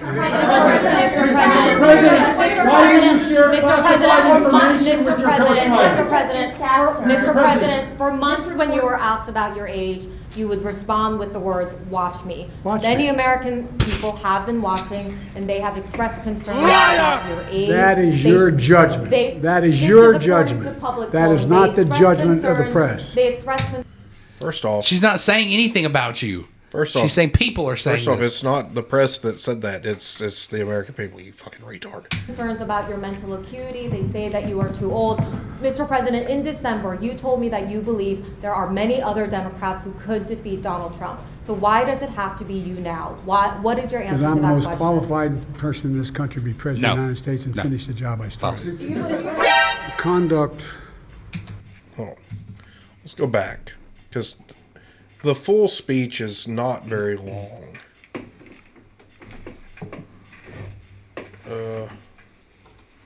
Let's see, when was that? 3 weeks ago? Right there. Right that one. Hey, everybody. Oh, here we go. This is Let me important. say a few things before I take your questions. As you know, the special counsel released his findings today about their look into my handling of classified documents. I was pleased to see he reached a firm conclusion that no charges should be brought against me in this case. What he's not going to tell you is why. Because he is mentally unfit to stand trial, and if he were to stand trial, he would portray himself as a well-meaning elderly gentleman who forgets things. This was an exhaustive investigation going back more than 40 years, even into the 1970s when I was still a new United States Senator. Yes, because you had classified documents from your time as a senator. You are not authorized to take classified documents out of a SCIF, you fucking idiot. So how did you get them out of the SCIF? Oh, that's right. You stole them. The special counsel acknowledged I cooperated completely. I did not throw up any roadblocks. I sought no delays. In fact, I was so determined to give the special counsel what he needed, I went forward with a 5-hour in-person interview. Now, it's important to note that as this 12 minutes of speaking go on, you can watch in real time how exhausted and confused he gets. Over 2 days, on October the 8th and 9th of last year, even though Israel had just been attacked by Hamas on the 7th and I was very occupied. It was in the middle of handling an international crisis. I was especially pleased to see Special Counsel make clear the stark distinction and difference between this case and Mr. Trump's case. The Special Counsel wrote, and I quote, "Several material distinctions between Mr. Trump's case and Mr. Biden's are clear," continuing to quote, "Most notably, after given multiple chances to return classified documents to avoid prosecution, Mr. Trump allegedly did the opposite. According to the indictment, he not only refused to return the documents for many months, he also obstructed justice by enlisting others to destroy evidence and then to lie about it. In contrast," he went on to say, "Mr. Biden turned in classified documents to the National Archives and the Department of Justice, consented to the search of multiple locations, including his home, sat for a voluntary interview. Pretty sure he and in wasn't other supposed to say ways continuing to cooperated with the quote. investigation." Pretty sure. End of quote. I've seen the headlines since the report was released about my willful retention of documents. These assertions are not only misleading, they're just plain wrong. You willfully took documents out of the skiff to your fucking house and kept them for years. Donald Trump had them for 3 months, 4 months after he left office as the president. Something like that. As vice president, you cannot declassify documents. As a senator, you cannot take classified documents out of a skiff, and you definitely can't declassify them. So you willfully broke the law multiple fucking times. Multiple times. So fuck off with your bullshit. On page 215, if you had a chance, I know it's a thick document. On page 215, the report of the Special Counsel found the exact opposite. Here's what he wrote. "There is, in fact, a shortage of evidence that I willfully retained classified materials related to Afghanistan." On page 12, the Special Counsel also wrote, for another documents, "The decision to decline criminal charges was straightforward. The evidence suggests that Mr. Biden did not willfully retain these documents. The evidence said I did not willfully retain these documents.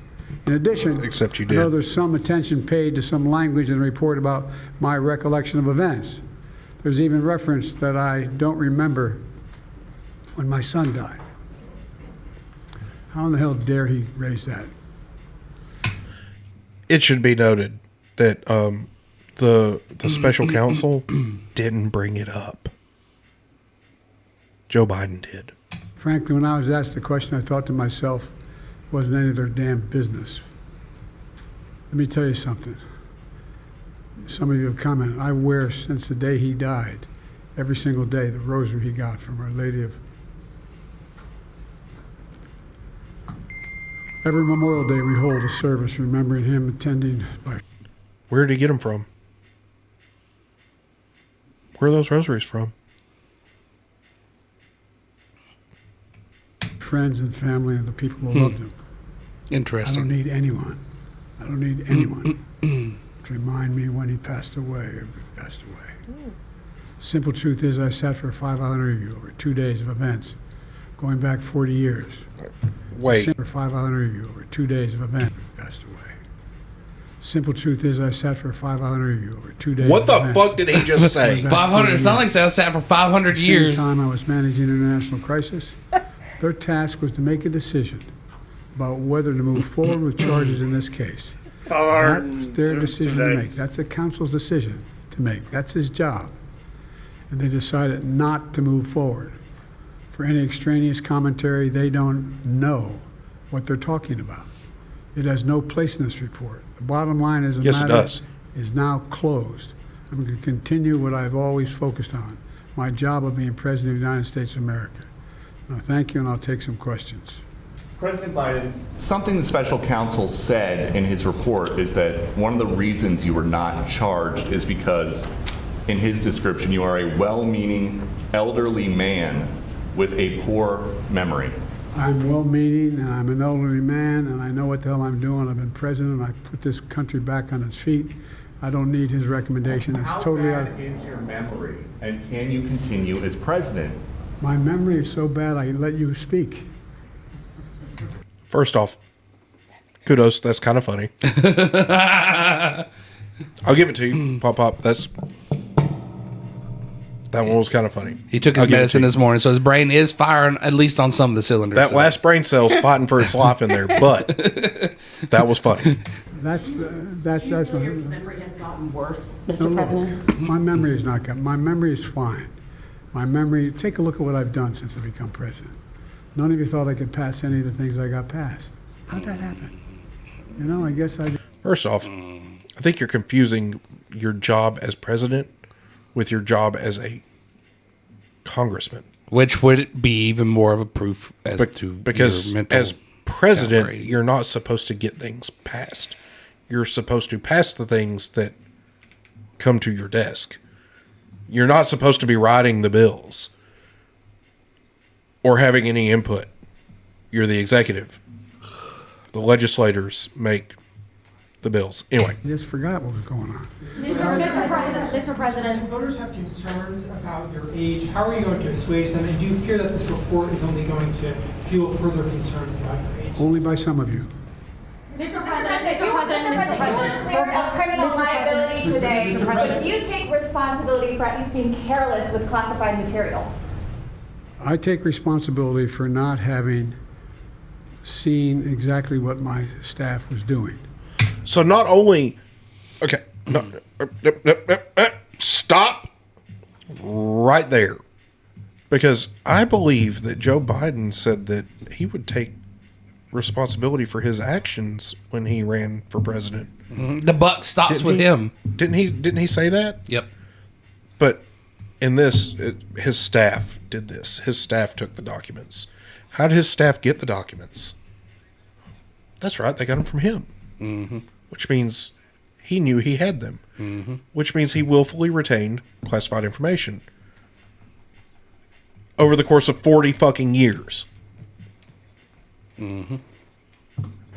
Oh shit, not good. It goes in and points out things that appeared in my garage, things that came out of my home, things that were moved. That appeared in his garage. But my staff. Magic. Wow, it's the world of make-believe. Wow, it's the world of make-believe. Cody, do your wow that you do. Wow. No. Wow. Wow. I mean, Wow. I like that. Wow. Wow. First off, somebody just put this man out of his misery, okay? Just... Wow. Please. What is this? I can't remember what this is.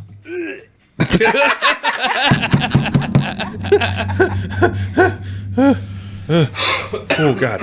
I didn't expect that one. Anyway, this is the entire press room at this point.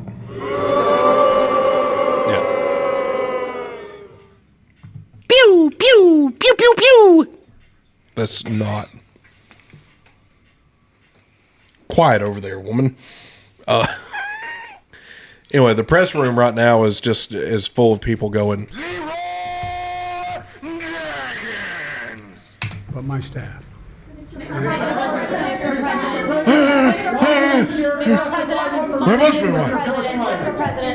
Mr. President, for months when you were asked about your age, here we go. Respond with the words, "Watch me." Many American people have been watching, and they have expressed concerns about your age. That is your judgment. That is your judgment. First off, why the fuck are you getting so angry? Calm down. Calm your tits. Calm down, Boomer. Prompter. For the last time, anything you put on that prompter, Burgundy will read. That is not the judgment of the press. They express concerns about your mental acuity. They say that you are too old. Mr. President, in December, you told me that you believe there are many other Democrats who could defeat Donald Trump. So why does it have to be you now? What is your answer to that question? Because I'm the most qualified person in this country to president of the United States and finish the job I started. Allegedly. Do you believe that, guys? Mr. President, why are you confusing the names of world leaders? Thank you, everyone. Thank you very much. I did not share classified information.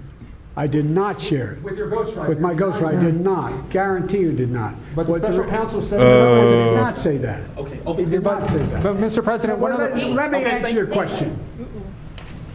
The fact of the matter is, what I didn't want repeated. I didn't want him to know, and I didn't read it to him, was I had written a long memorandum to President Obama why we should not be in Afghanistan. And I was of this multiple pages. And so what I was referring to, I said classified. I should have said should be private because it was a contact between the president and the vice president as to what was going on. That's what it is referring to. It was not classified information in that document. That was not classified. Oh, cameraman.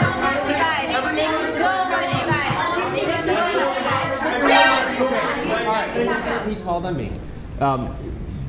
When you look back at this incident, is there anything you would do differently now? Shut the fuck up, he called on me. Prosecutor should have been appointed in the first place in both of these cases. He was like, Prosecutor, he called you look on back me. at this incident. He called on me.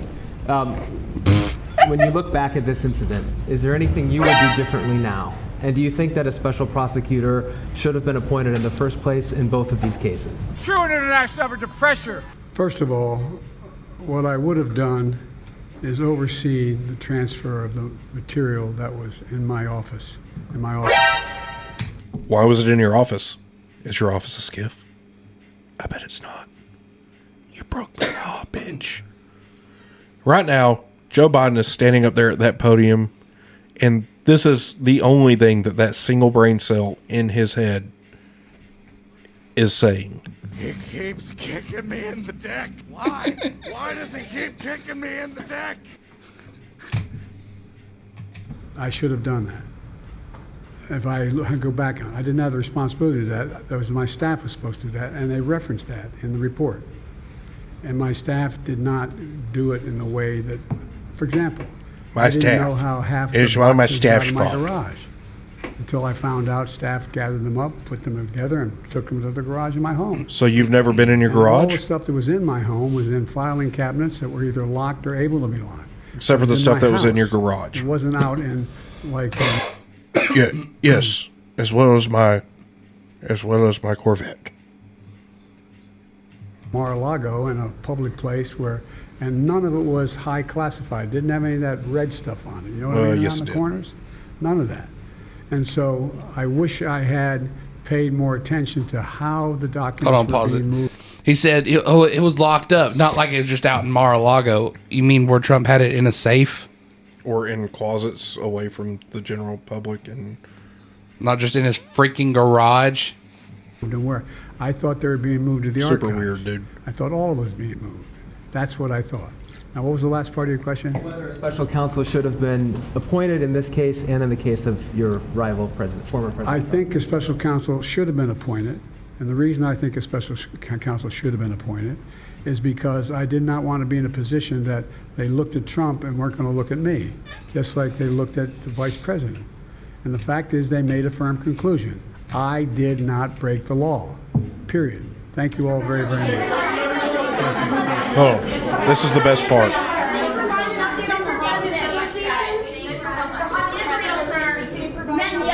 Eagle, keep walking. Eagle, no, Eagle, no, no, no! There you go. Come back! Get back out here! God damn it! Get your ass off this door! You know that the conduct. He was out. He was gone, and he came back. He was out of there, and he came back. Eagle is spiraling. Eagle is spiraling. Ah, fuck it. At this point, let's just see how far he gets. But he is cognitively well, full functioning. You just got roasted for a solid 5 minutes, and you came back for more, motherfucker. You're either a fucking hero or you're a fucking retard. I'm going with the latter. That last brain cell lost. Of the badly. Response. Got kicked in the dick. That last brain cell in there is like, He keeps kicking me in the dick. thanks, Beth. Why does he keep kicking me in the dick? Holy shit. Stupid. Smell like failure. Emotional damage. That last brain cell is also like this. Afuera. That's what the damn Secret Service is saying. Afuera! Afuera! Afuera! No! Afuera! Afuera!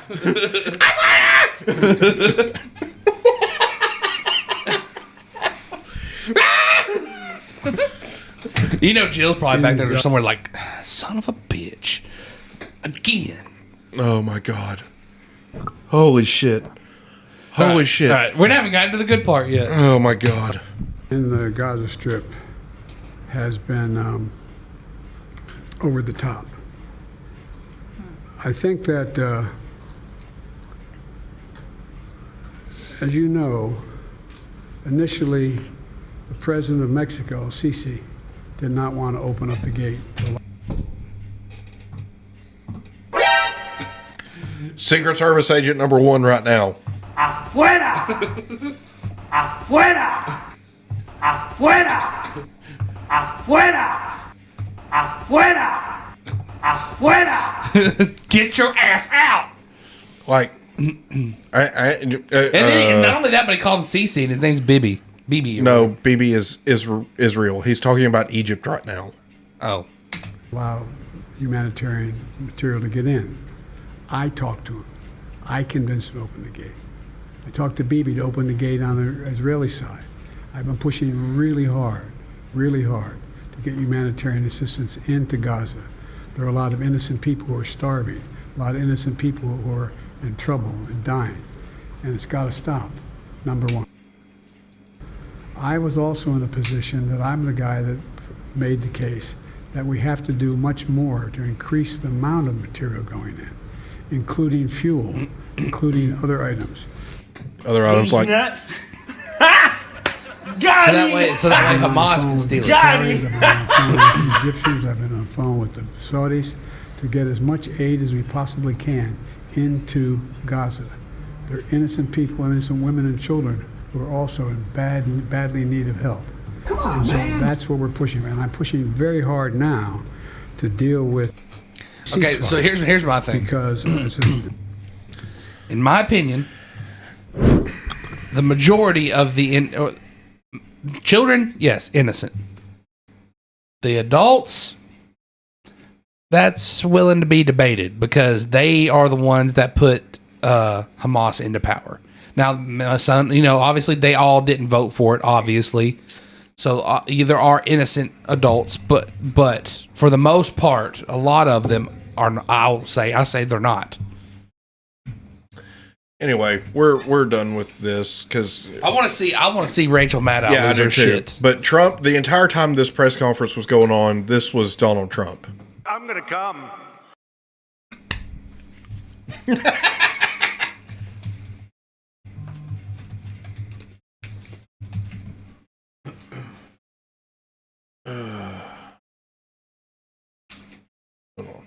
Hold on.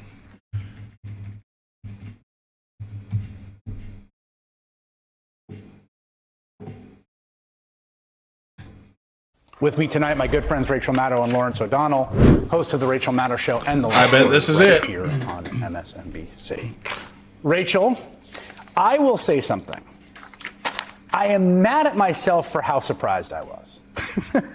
I was mad at myself as the time went by, the 2.5 weeks. I think a lot of people thought, and this was with informed speculation by people I respect, people who've clerked on the court, people who've been around the court, studied the court, know the court.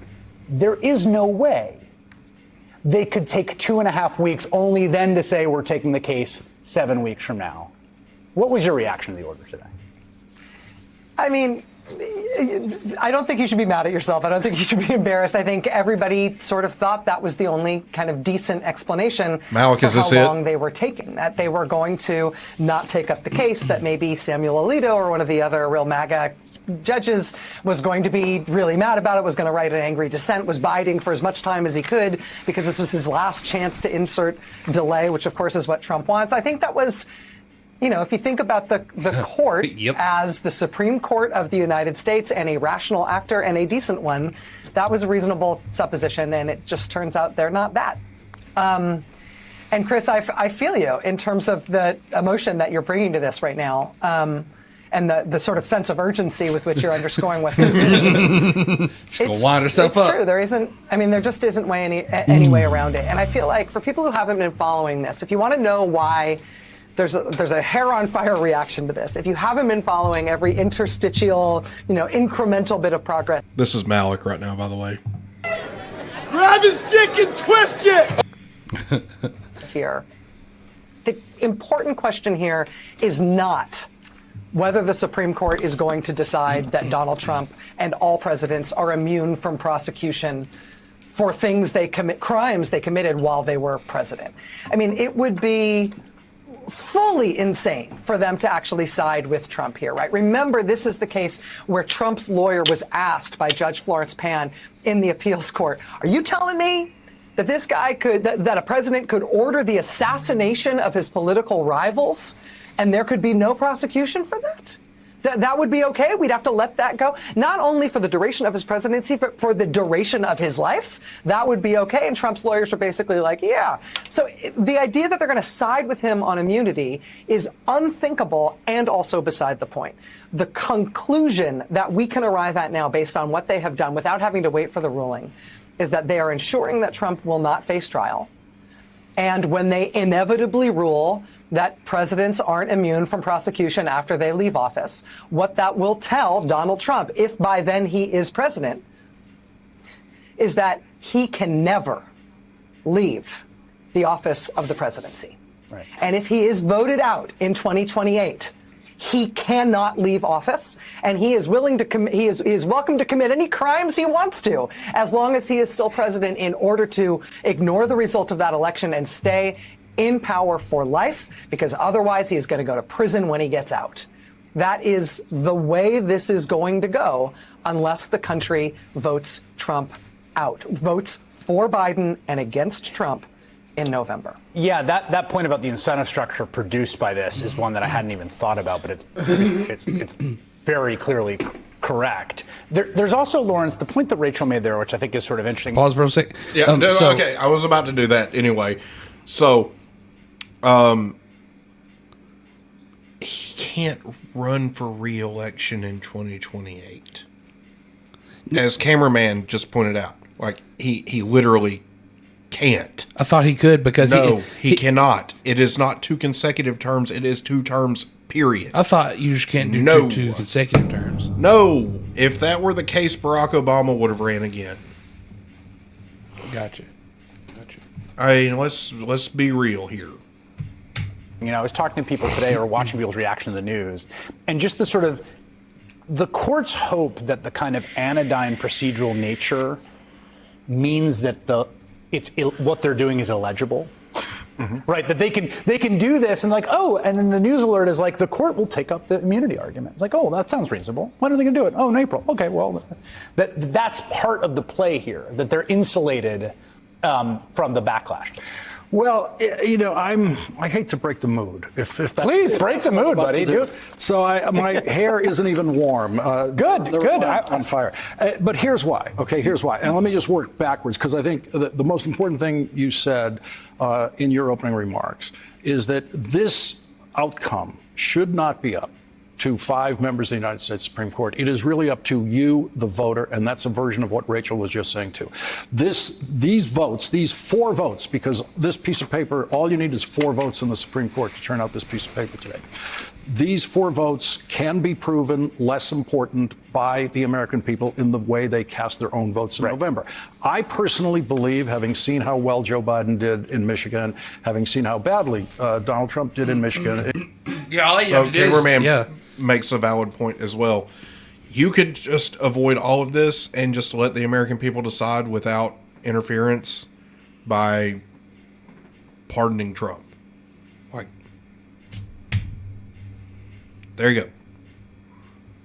Like, he could pardon himself, couldn't he? There's some debate on that, on whether or not a president can pardon himself. Would Trump try it? Probably in any not probably. Yes, yes, he would. Most likely he would. And here's the thing: like, I hate Joe Biden. Okay, let me rephrase that. I don't hate Joe Biden in current state, because Joe Biden is not Joe Biden. He's a decrepit old man. He is undergoing elder abuse as we speak. Yes. Like, they are running him in the ground. if he loses, which he probably will, if he loses the upcoming election, I give him 3 months before he passes away.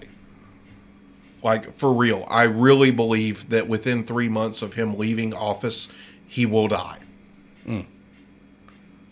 Because he's just been drugged through the fucking mud. Yeah. Like, he has been shit on for 4 fucking years. We've all known from the very beginning that he was in cognitive decline already. Yep. And the job of president is so stressful and so mind-bogglingly tiring that I don't think his body has much left in it without intervention from something keeping him going. It's because they found out about the aliens, bro. There's no way they're not pumping him full of shit to keep him going while he's president. Oh, yeah, for sure. But when he's not president anymore, do they keep doing that just to maintain appearance that Joe Biden is fit and healthy? No. I don't think so. I think they're just like, oh, well, Joe Biden has had a brain aneurysm and he passed away, and he experienced no pain. He didn't know what was happening, and there is Malik, and it's called aliens. They know about the aliens. I'm telling you. No, it's because the job is stressful. I know, it's a joke. Because of the aliens. Because of the aliens. The aliens are like, if you don't do what we say, we're going to anal probe you. Speaking of... Hi, Kate. Hello, wifey. Speaking of aliens, there's a Joe Rogan episode that you need to watch, Joe, because you'll find it interesting. Which one? Oh, speaking of that, so that guy that I asked y'all if y'all had been listening to him, you need to listen to him too. He's pretty good. He's not just like some weirdo. What's the name? Let's see. It's the Sean Ryan show. And he like interviews people. It's kind of like Joe Rogan, but like more military based, I guess. Yeah. And but like this one, he like Colonel John Alexander, and the topic of the show is military applications of the paranormal. One of the other ones I saw, or that was the one where he talked. I guess the John Alexander, he also helped out with Skinwalker Ranch. Yeah. Well, this is a good one to listen to. Can we just go into Joe's conspiracy corner at this point? Like, I don't have like a set thing, but we could talk about stuff. No, we're almost out of time. I just wanted. It's not long. Like, it's just let's talk about the blue roof thing real quick. Like we talked about, but I want to show the video where. Hold on. He said that. Where is this? Now I know for a fact. Okay, so he did another episode with Graham Hancock, and it's. I heard that one. What is that woman's name? Oh, I know who you're talking about. I'll listen to it. I don't doubt that. I did. She wrote a book. Yep. Okay. And well, I still want to recommend it to other people. If I can fucking find it. Deborah. No, not Deborah. No. I listened to that one after I listened to this one. I listened to part of it, so maybe it'll show on here real quick. Let me see. Oh, Diana Walsh Pasulka. Yes, maybe. I don't know her name. Yeah, this is her. Yeah, professor of religious studies at University of North Carolina. So if you haven't listened to this one, you should definitely. I haven't listened to the whole thing. No, you need to listen to the whole thing.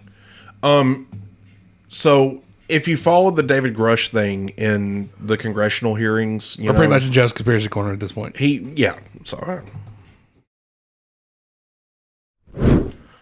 It's not there. Okay, get over it. While you're talking about this, let me search for the video. Yeah, go ahead. So she is a professor of theology or religious studies, whatever you want to call it. And she talks about going to a crash site and finding things, and talks about UFOs and how I want you, I but need where you, is oh gosh. Quit! Jesus Christ. Oh, damn. Stop it. I need you, Sorry. Click the mute button. It'll mute every one of them. And you can find whatever you're looking for. Ooh. Ugh.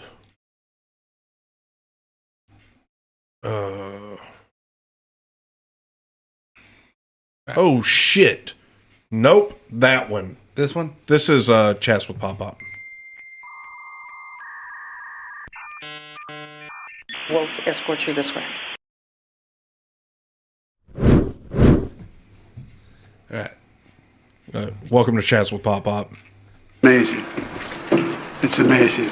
Thank you, HSI. Thank you, ERO. Sir, it's time for remarks. And our briefers, I invite you to our seats, and then we'll escort you this way. Okay. Great job. Thank you. By the way, Thank you, sir. thanks. A native Delawarean, born from Georgetown, secret. Georgetown, damn, girl.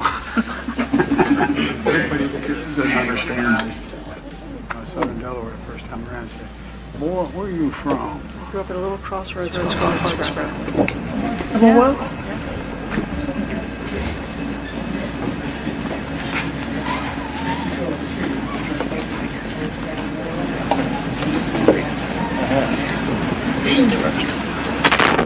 where am I going?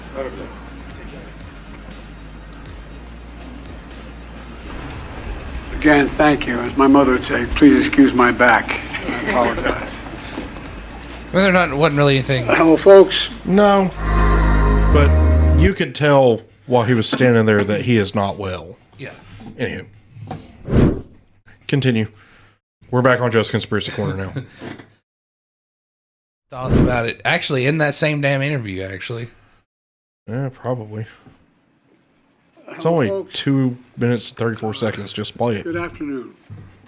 Before we start, I'd like to say a few words about the devastating wildfires. Oh, so before I can give context. So, y'all remember back in the Hawaii fires, we talked about all the blue stuff not getting burned, right? And like people started making blue roofs so that way their house wouldn't get burned because supposedly of the directed energy weapons. Yeah, directed energy weapons didn't burn down blue roof buildings. So hey, go back to the thumbnail. Go back. Just go back.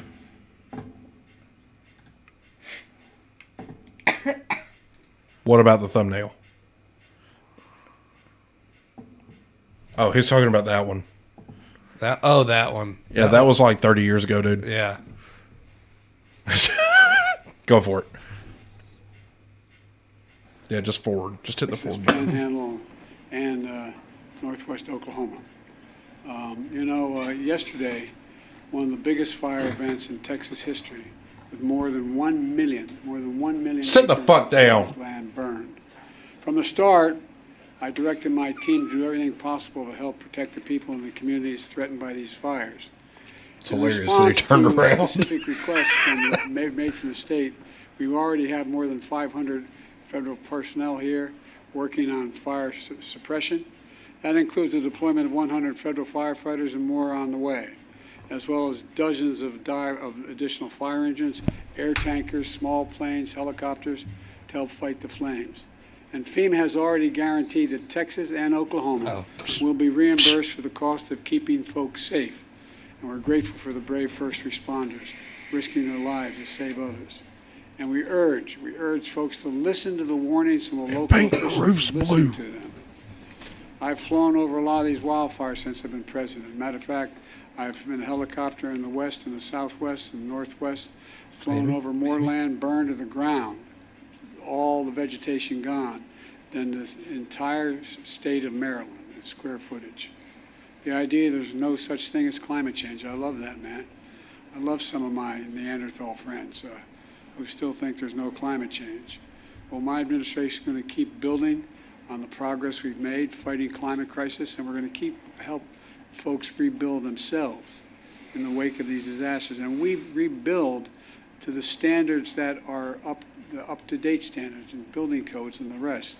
Because if you fly over these areas that are burned to the ground, you'll see in the midst of 20 homes that are just totally destroyed, one home sitting there because it had the right roof on it.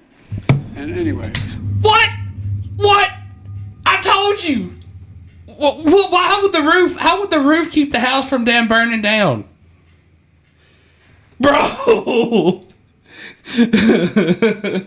would the roof keep the whole damn house from burning down? I didn't want to believe you. I didn't want to fucking believe you, dude. I did not want to believe you. But I brought receipts today. I brought effing receipts. What?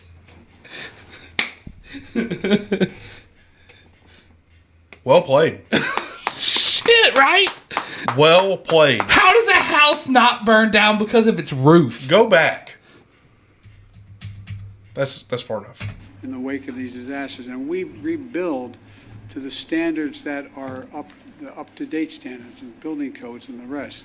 Because if you fly over these areas that are burned to the ground, you'll see in the midst of 20 homes that are just totally destroyed, one home sitting there because it had the right roof on it. 20 homes that are just totally destroyed, one home sitting there because it had the right roof on it. 20 homes that are just totally destroyed, one home sitting there because it had the right roof on it. 20 homes that are just totally destroyed, one home sitting there because it had the right roof on it.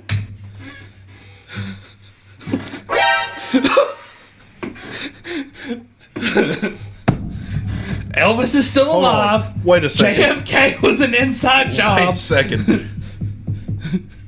You're telling me that 9/11 was an inside job? 9/11 was an inside job too. The aliens are real. Probes, don't you come in here with logic. Metal roofs might be better at withstanding fire, but fucking wood is not. Yeah, okay? like the roofs. The rest of the house is not. The rest of the house is like gonna yeah. What the shit, man?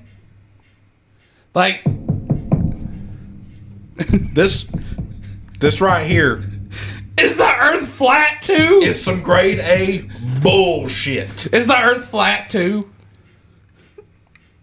I don't think I've ever been so fucking proud of you in my life. Because it had the right damn roof on it.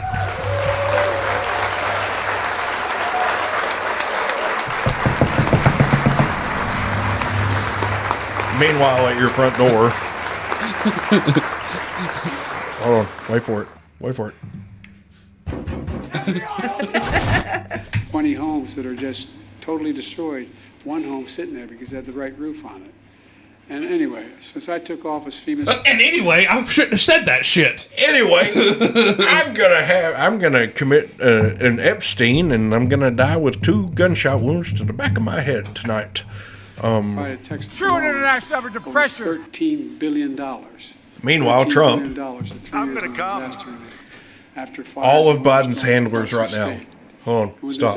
Every single one of Biden's handlers at this very moment went.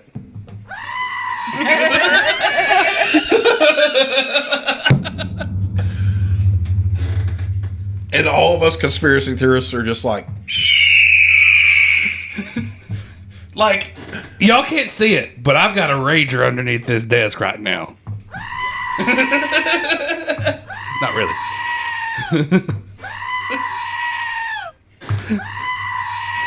And all I gotta say to that, ladies and gentlemen, that's accurate.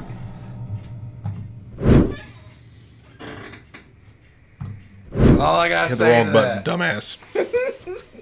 That's all I gotta say. I wear it proud. Anyway, is your whole world just kind of been shifted a little bit? Justin's like, am I really a man now? Am I maybe a woman?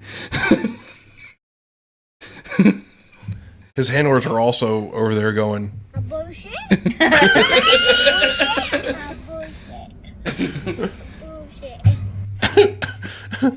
Teleprompter. For the last time, anything you put on that prompter, Burgundy will read. So, hear me out, okay? What if somebody... Malik, flat Earth is still bullshit. That was alright. Oh, I agree. Hold on. What if, okay? And hear me out on this one because it's going to sound kind of crazy. What if one of his staffers was creating the teleprompter and put that in there just to fuck with us?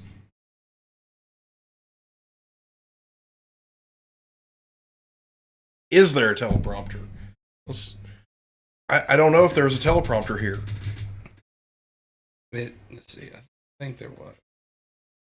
There's no teleprompter. There's no freaking The blue roofs are real. The blue roofs are real. The blue roofs are real. And all of his handlers went, Oh shit, not good. Anyway, so that you know what? That's been Joe's conspiracy corner.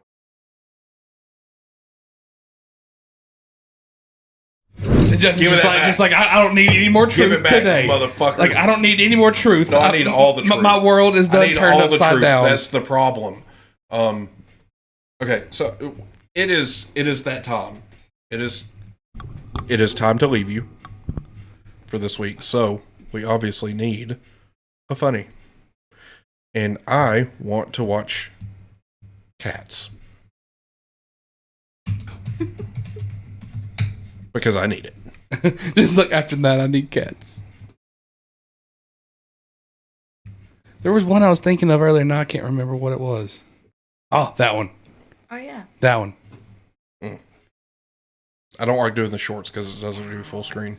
Just do the cats with the human mouths, like in the search. It's Markiplier. Oh, how about this?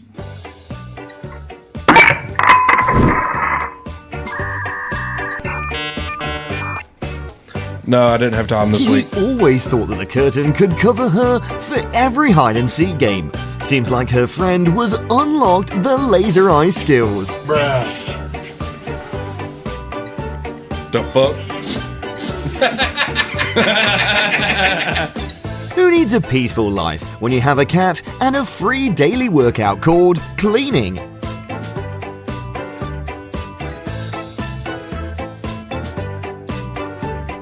Somebody made fish in this motherfucker.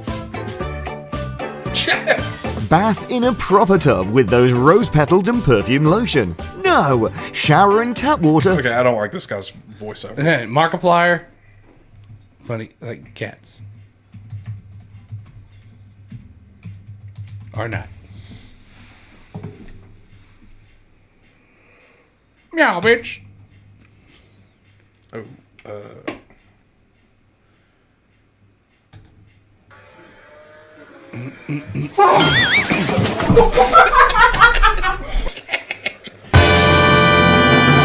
Crack TV. Is this Hunter Biden's channel?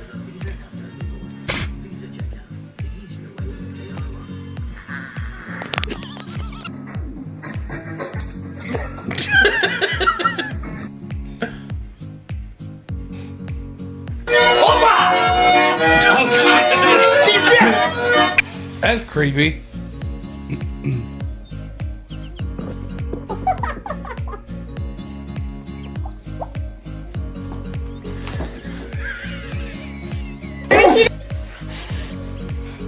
It's so fluffy. I want to touch it. I want to touch the fluffy.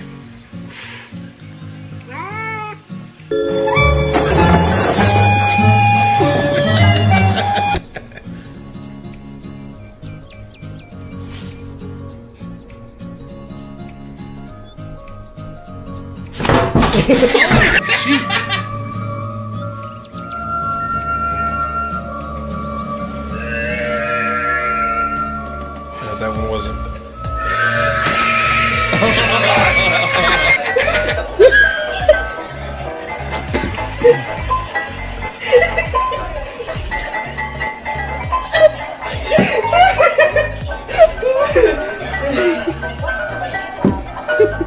Poor cat. You're so mean. My poor kid. Jesus Christ. Oh shit. It's right behind me, isn't it?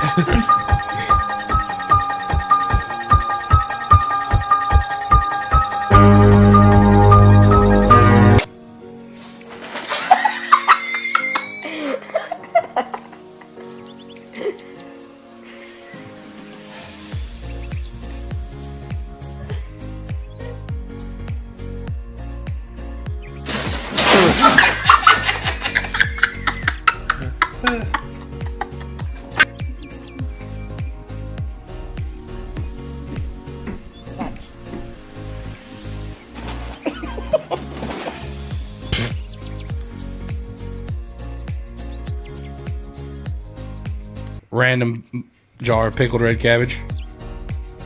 I have one more thing that I think is funny but also scary.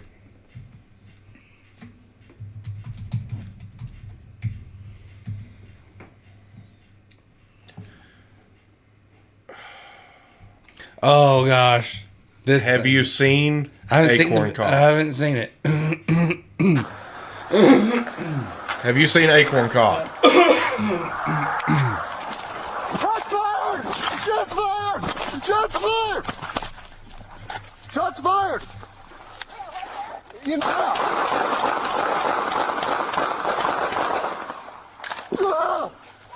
I'm hit! I'm hit! What? I'm not! In the car! Hold on. Hold on. I feel like I'm missing something for the sound. Oh, done it. Shots fired! Shots fired! Shots fired! Shots fired! What? What? Where? Right there? Vehicle. And then in the report for suspect is searched, cuffed, and placed. On seeing the female half showed officers some pictures that the male half had sent her. These pictures were the male half holding a suppressed firearm pointed at her car. He was holding the car hostage. Shortly after, the male suspect walked up on scene. The sergeant on scene, who was involved in the shooting, told other deputies, hey, go ahead and pat him down. They pat him down, and then shortly after that, the sergeant said, hey, let's just go ahead and detain him in the back of the police car. He's probably going to be arrested, but go ahead and detain him. Before you place someone in the back of a police car, you want to search them. Now you can actually go in their pockets and get all up in there. Squirrels are in my roof again. You know, the ones that caused this shooting in the first place. You see my dog? I'm not shitting you. There's squirrels in my roof.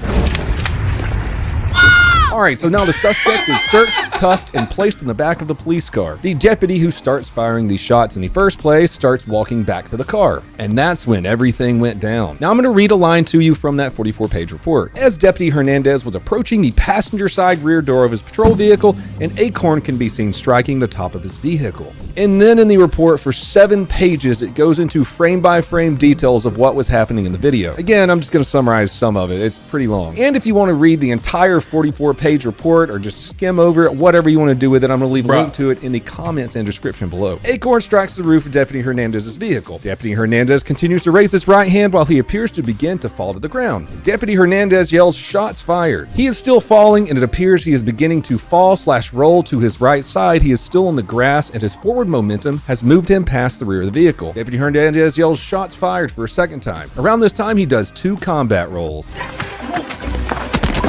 Does the rolling help? It helps. Sergeant Roberts can be heard asking, what? Deputy Hernandez raises up his SIG P320. I'm surprised it didn't go off accidentally during the combat rolls. Sergeant Roberts asks, where? And Hernandez says, from the car. Don't worry, we're going to watch the video here in a second. I just want you to know some of the facts. All the talk. Alright, dude's in the back of the patrol car, already been searched, handcuffed behind his back. Here's the violent tree with the violent squirrels in it. Shots fired! Shots fired! Shots fired!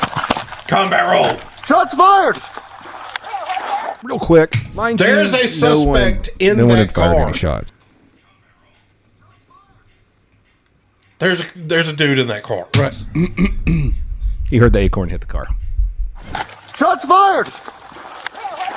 You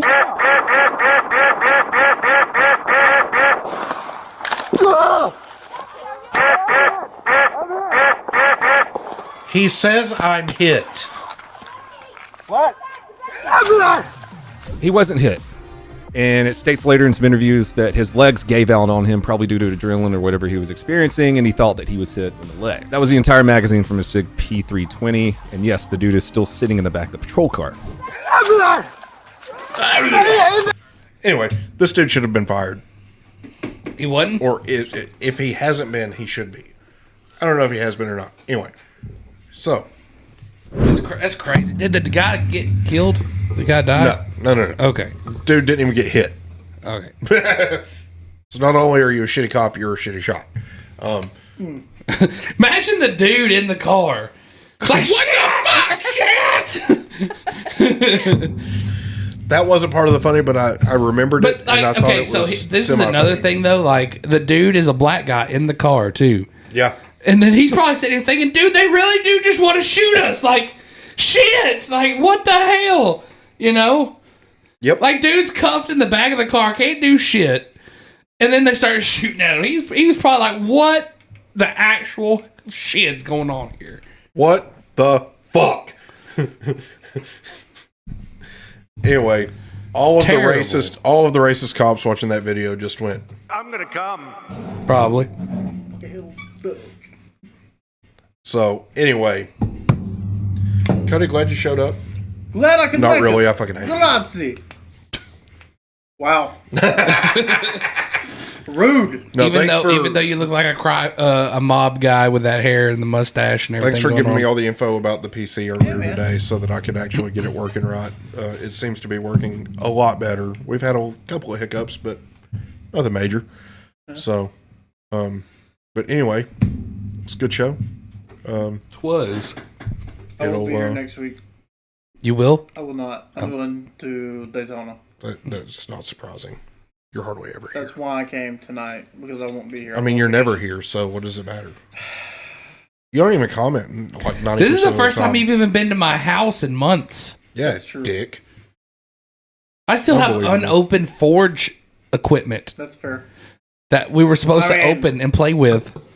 I wanted to do it the other day, and you fucking had a wedding or some shit to go to. Yeah, it's just my brother's wedding, you know. Okay, Yeah, that's not fucking important. Sounds like a problem for future Joe. And fuck that guy. Fucking didn't even invite me. That guy. He didn't invite nobody. Yeah, he didn't invite me either. So anyway, Like the only part of his friends, he invited some of his gamer friends from out of town, and he invited like Robert and John Michael, which were groomsmen, and like that was it. There's only like 50 people. And Taylor. Total. And Taylor didn't even show up. Yeah, because Taylor's not going to. Yeah, there was only like 50 people there. Anyway, Yeah, they wanted it to be like really close friends and family. They wanted it to be kind of small. So anyway, if you made it this far and you like the show, comment, subscribe to the channel, smash the bell icon. You'll always be notified when we go live. It is a live show. We've been on hiatus for the past month or so. Should be back to normal now. Don't hold me to it. Things happen. We have kids. We have lives. we don't get paid for this yet. We don't get paid for this. Now, if we're getting paid we for this, do, but it's only like $20 a month. if So- that. Well, that's from Patreon. Oh, that's right. We have a Patreon. Yeah, go We be have- a patron. We have merch. We have all the things that you could want. I do need to make shirts with the updated logo. I did invite Kyle tonight, but I guess he's got like a birthday party thing going on. So Maybe next week. Who knows? Anyway, it's been a great show. We are live on YouTube and Rumble. Saturday nights, around 8 o'clock, give or take a few minutes.